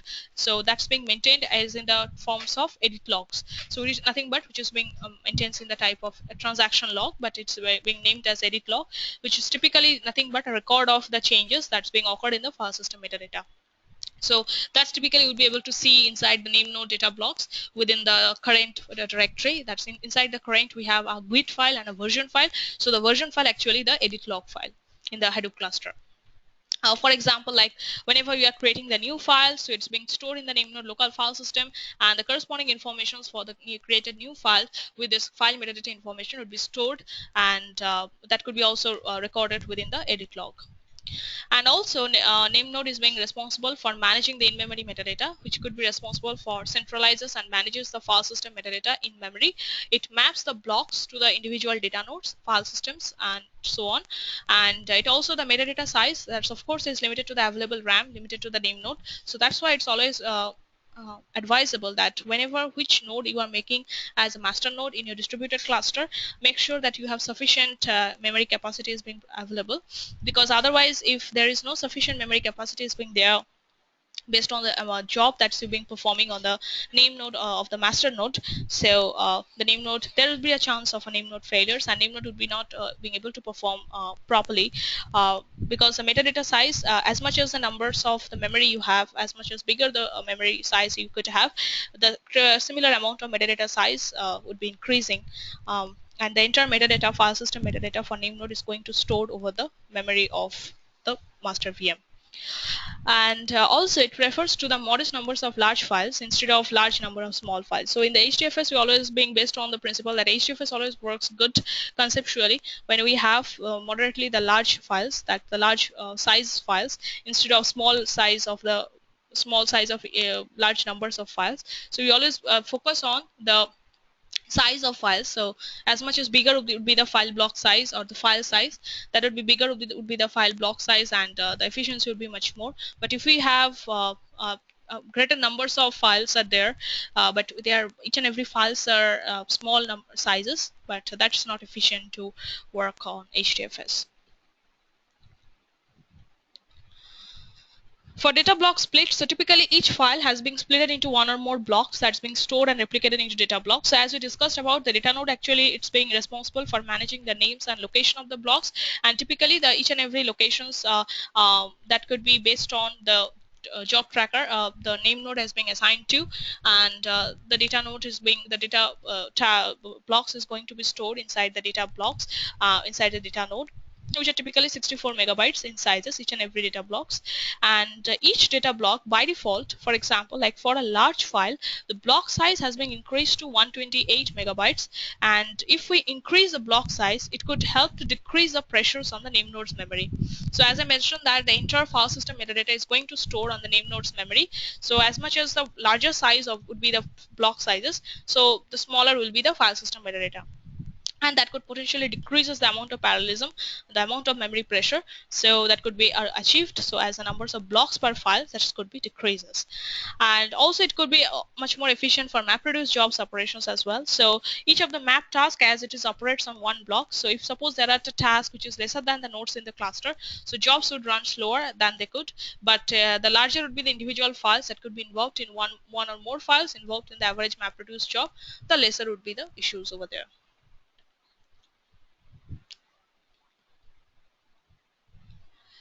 So the basic benefits of data block approaches. So basically, the benefits of data block approach, of course, it helps to simplify the replications. It helps to maintain the fault tolerance and reliability, and also it shields the user from storage subsystem details.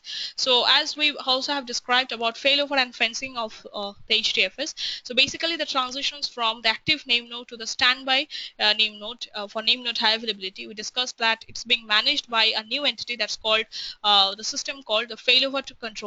So basically the failover controller are the pluggable interface, but the first implementation it uses typically a zookeeper cluster to ensure that one name node is active always, and each name node that typically runs lightweight failover controller process whose job is to monitor its name node failures, and also for a single heart beating mechanism, and it triggers the failover that should a name node fail. But failover could also must be initiated manually by an administrator in the case of routine maintenance, for example, like which is called as graceful failover, since a failover controller arranges an orderly transition for both name node to switch off the roles. So how the data replication is going to occur inside the name node in HDFS. So HDFS typically represents the unstructured data in the forms of data blocks always. And as we know, the default size of the data block that should be always 64 megabytes, but block sizes can be also reset. So block replications, as in the name node metadata, you could be able to see that a metadata consists of file names, number of replicas, block IDs, etc. So we could have the corresponding informations like the block IDs for the file, the numbers of replication value for the files. So because a file block could be replicated to the multiple data nodes inside the cluster, and HDFS performs those of the block replications of multiple data nodes if suppose there is any error on the one data node server. So job tracker service will resubmit that job again to the another data node server. So we could be able to see, suppose we are having the file blocks for file number 1. So if it could be available to the data node, first data node. Similarly, again, the replication of that file block 1 would be available in the third data node. Similarly, if we could able to see the data block of the file number 2, it's being available on the first data node. Again, the replication block of the file block 2 will be available in the second data node. Similarly, it depends on the value of the replication factor that we mentioning in the HDFS site.xml, and based on that, the data block is also going to replicate over the numbers of data nodes. So similarly, as we can see that we have the individual file blocks that's being available, that's being replicated across the numbers of data nodes, like file block system 1, file block system 2, file block system 6, file block system 4, which is available on data node number 3 and data node number 8. That's how the all individual data blocks has been replicated into the various data nodes. So replication method, so each file is typically has to be split into the sequence of blocks, and all the file blocks that should be of the same sizes. Now the file system namespace of name node, it just takes care of the block should be replicated for fault tolerance purpose. Block replication factor should be usually configured as a cluster level, but also it could be configured at the file level as well. The transaction log, in the case like the name node, as it receives a periodic heartbeat and a block report from the individual data nodes in the cluster. So that name node actually just receives a periodical heartbeat in each and every intervals of 3 seconds from each and every data nodes in the cluster. If it doesn't receive any heartbeat within 3 seconds from a typical data node or a typical slave node, in that moment it just discards the slave node on that particular situation, and it correspondingly just checks out the next available slave nodes available on the cluster and takes out the responses and assigns the job then the corresponding data node. So in that cases, the block report that actually what the data node sends as a responses to the name node, this block report actually contains all of the blocks on the data node. And the in-memory metadata, that what in a that's being observable inside the name node. So that's typically is an application that can specify the numbers of replicas of a file that's being needed. So if suppose if the file block is large, numbers of replication values for those files blocks would be much more higher. Replication factors, of course, that depends on how many times the file blocks is getting replicated, and this entire information again it needs to be stored in the name node. So there is a simple example of a data replication topology. So suppose for example, like we are having some of the replicas of the file blocks. So suppose for the first replica that's being placed in the same node of the client. So as vertically as we can see that we are assuming that this is the first replica in the right hand side, and that's being placed in the same node of the client system. And the second replica that's also being placed in the different rack from the first rack, and the third replica that's also must be placed on the same rack as a second rack but on the different node. So these are the for our replica of the same file but in the different location. So first replica is being placed on the same node just like as a client node. Second replica has been placed on the different rack which is different from first rack, and third replica has been placed on the same rack just like in the second rack but in the different node. But all of the replicas should be present in the same cluster. So if we just check in depth, like in the architecture wise, how the Hadoop clustering, inside the Hadoop clustering, how the data blocks would be replicated. So as we can see, like if we are having 3 different data nodes like B1, B2, B3 under a single name node, and we are having some of the file blocks like R1 and 4 B1. So B1, this file blocks is being present in a single replica, that's as in the single node in the single rack, that's rack number 1, it's present. Next again we could be able to see it's present in rack number 2, that's in a node number that's R2N5, and again the file block would be present, that has a replicated one is being present in the same rack but in the different node. Also in the same time we'll be able to see that similarly like other files that's being also being replicated like R1N1, R1N2, that's being also replicated multiple times. So this is how exactly the replication is being occurring in the data blocks of HDFS in a multiple node cluster.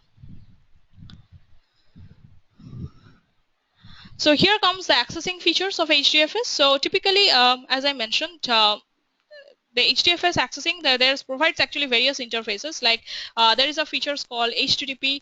There are two ways for accessing HDFS over HTTP: directly by where using the HDFS daemons that could be serving the HTTP request to the clients via the proxies, which could be able to access HDFS on the client's behalf on usual distributed file system API, or it could be able to access via the Java API for applications. So we could be able to write code to reading the data from a Hadoop URL using Java interface. So Hadoop file system class for Java, it's typically the API that's for interacting with Hadoop file system.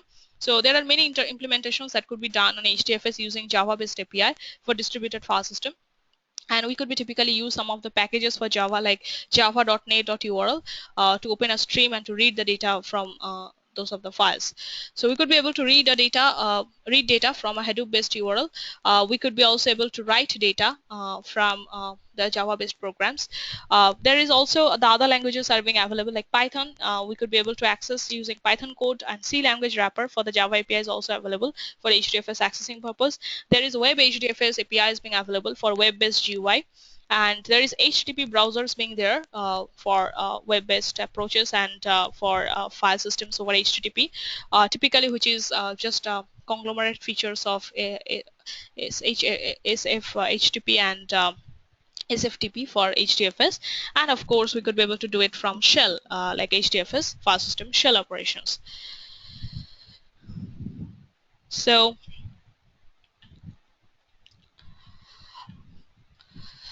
here's that's all about HDFS, and also we need to discuss for more about Hadoop archives, file systems, and some of the operations on copying the file systems in the hands-on side. So tomorrow we'll be covering on in-depth hands-on on first of all on HDFS commands. There are 33 different types of commands that are available for HDFS file blocks operations. Then we will be covering the data accessing features on HDFS, how you could be able to access data from HDFS, various options like from Java program by using FS shell commands or using web HDFS, and then we'll be talking in depth on the data flow operations and the Hadoop archives files, and then we will be jumping into the Hadoop IO.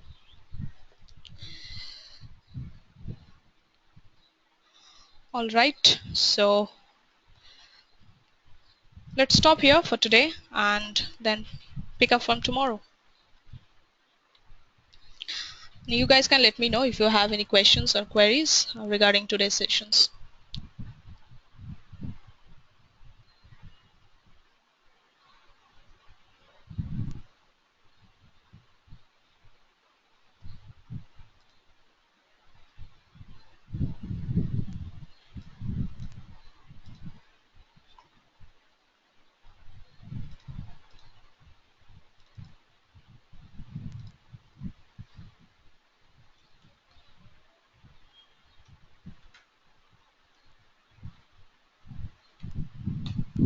Yes, of course, Nora. So just like as I mentioned last day, so I have already sent out the common links for OneDrive storage, where I'd be sharing class-wise all the resources, materials, and slides, and of course the class recording would be also there.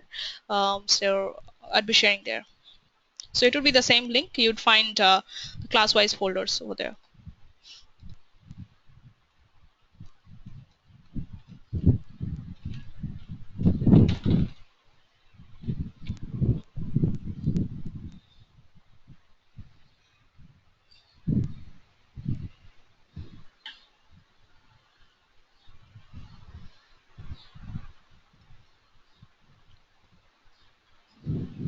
All right.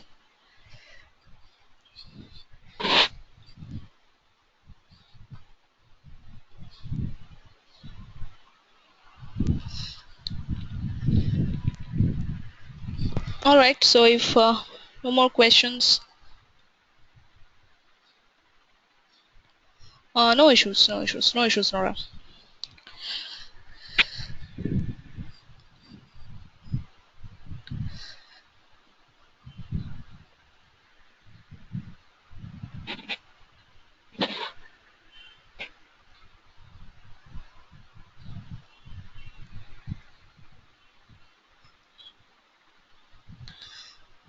All right, so if any more questions, so we can wrap up here for today, and I'll be providing all the materials in today's class folder.